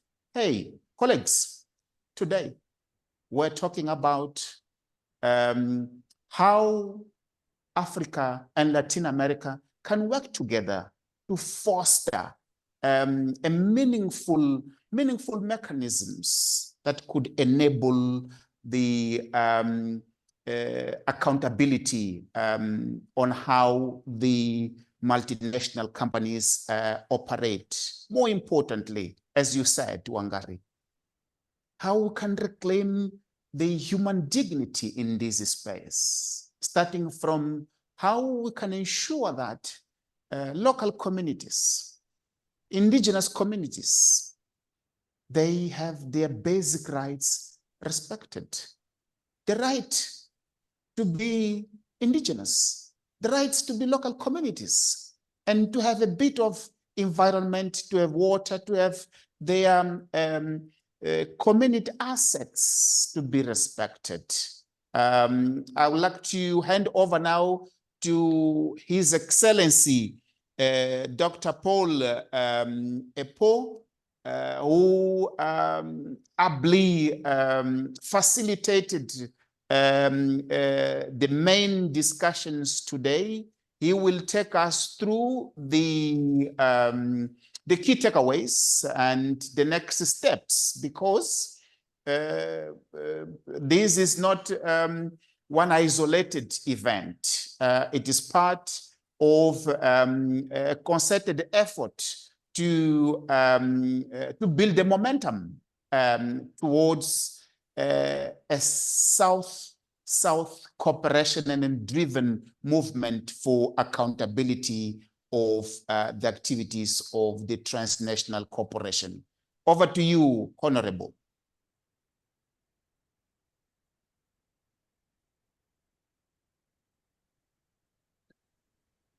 Merci professeur. Merci beaucoup de me redonner la parole. Puisque c'est la dernière fois que je prends la parole, permettez-moi tout d'abord de vous féliciter pour l'excellente manière avec laquelle vous avez conduit nos travaux aujourd'hui. Merci infiniment. Mesdames et messieurs, chers collègues, mesdames et messieurs les panélistes, alors que nous arrivons à la conclusion de ce premier webinaire, je tiens à exprimer ma profonde gratitude à tous les intervenants et participants pour leurs contributions enrichissantes et leurs perspectives précieuses. Nos discussions d'aujourd'hui ont été non seulement informatives, mais également inspirantes. Et nous sommes convaincus au niveau de la mission permanente du Cameroun qu'elles jetteront les bases de notre futur travail. Nous avons exploré en profondeur, grâce aux panélistes, les défis et les opportunités liées à l'établissement de cadres nationaux pour réguler les entreprises transnationales et protéger les droits de l'homme. Il est maintenant essentiel de transformer ces discussions en actions concrètes. Permettez-moi de souligner quelques mesures clés à retenir dans le cadre des actions concrètes à prendre. La première, c'est de continuer avec le renforcement des capacités. Continuer à organiser des sessions de formation et des ateliers pour les experts des pays africains en collaboration avec nos partenaires de la société civile afin de garantir une compréhension approfondie des enjeux et des mécanismes de régulation. Encourager les échanges bilatéraux, multilatéraux, intra-régionaux, mais également interrégionaux comme la session d'aujourd'hui, pour partager les meilleures pratiques et tirer profit des leçons apprises dans la mise en œuvre, la mise en place des cadres juridiques efficaces. Le deuxième point, c'est l'engagement et le plaidoyer. Nous devons renforcer notre engagement auprès des institutions internationales pour faire entendre la voix des pays africains dans les négociations sur l'instrument juridiquement contraignant. Ceci passe par une meilleure participation aux activités du groupe de travail intergouvernemental, ainsi que toutes les initiatives relatives à cette problématique. Nous devons également mobiliser les ressources nécessaires pour soutenir les délégations des pays du Sud dans leur participation active aux discussions internationales, assurant ainsi que nos intérêts et nos priorités soient bien pris en compte.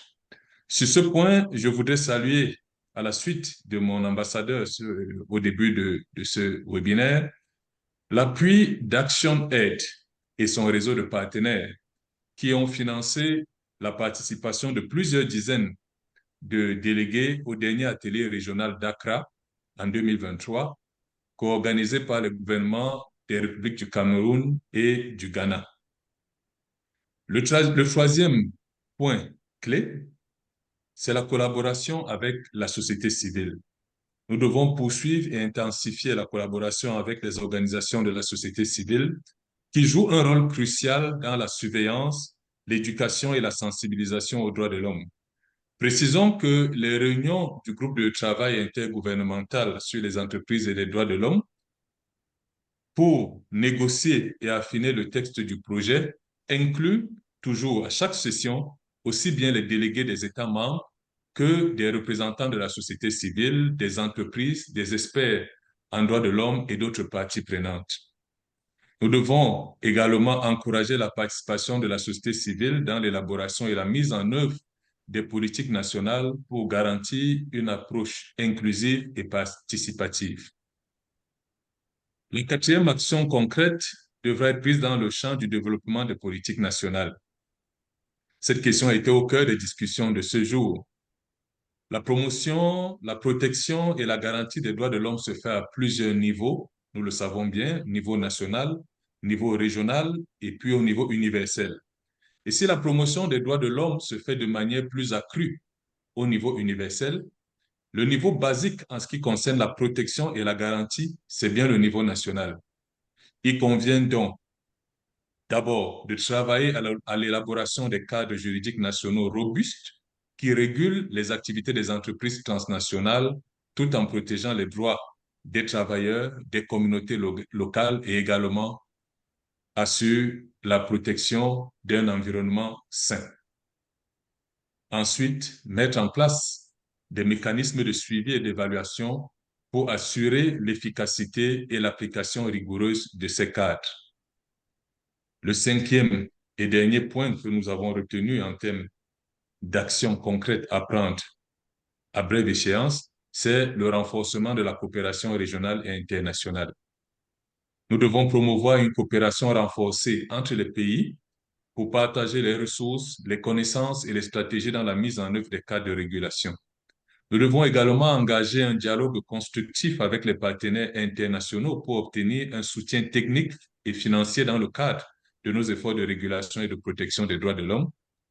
Et pour le cas spécifique de l'Afrique, nous devons accélérer le processus d'adoption du protocole à l'accord portant création de la zone de libre-échange continentale africaine sur l'investissement qui adresse spécifiquement cette importante problématique. En conclusion, il est clair que nous avons beaucoup à faire pour atteindre nos objectifs, mais nous restons convaincus que grâce à notre détermination collective et à notre engagement, nous pouvons réaliser des progrès significatifs. Continuons à travailler ensemble, à apprendre les uns des autres et à prendre des mesures concrètes pour garantir que les droits de l'homme soient respectés et protégés dans le cadre des activités des entreprises transnationales, mais également des autres entreprises. Pour la suite de nos activités, comme l'ambassadeur l'a bien spécifié ce matin, nous organisons l'ambassade du Cameroun en tant qu'ami de la présidence du groupe de travail, organise dans le cadre de renforcement des capacités une série de webinaires. Celui-ci était le premier qui nous a permis de partager des bonnes pratiques et des expériences avec nos pays amis et frères d'Amérique latine.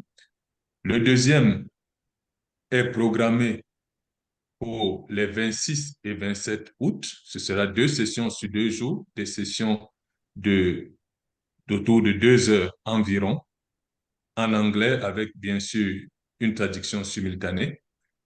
Et cette session portera sur des ateliers sous-régionaux sur les thématiques, sur les articles thématiques du projet d'instrument juridiquement contraignant qui est discuté en ce moment au niveau du groupe de travail. Il s'agira donc d'entrer dans des dispositions précises, de cibler celles qui correspondent le plus aux enjeux qui interpellent les pays de notre continent pour pouvoir les débattre en profondeur et permettre ainsi aux différents experts qui participent aux négociations d'être mieux outillés et donc d'avoir une participation plus efficace et plus efficiente.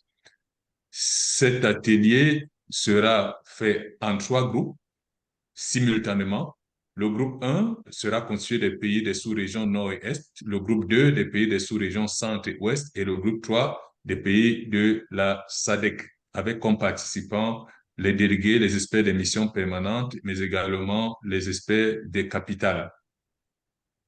La troisième, puisque nous, c'était la deuxième, la troisième session sera une session préparatoire avec les missions permanentes à Genève en vue d'une participation efficace et efficiente aux négociations de la 10e session du groupe de travail. Elle se fera donc une semaine avant les négociations, avant la 10e session des négociations. Ce sera le 16 octobre en mode hybride, c'est-à-dire en présentiel à Genève et sur Zoom pour les délégués qui ne pourront pas faire le déplacement de Genève.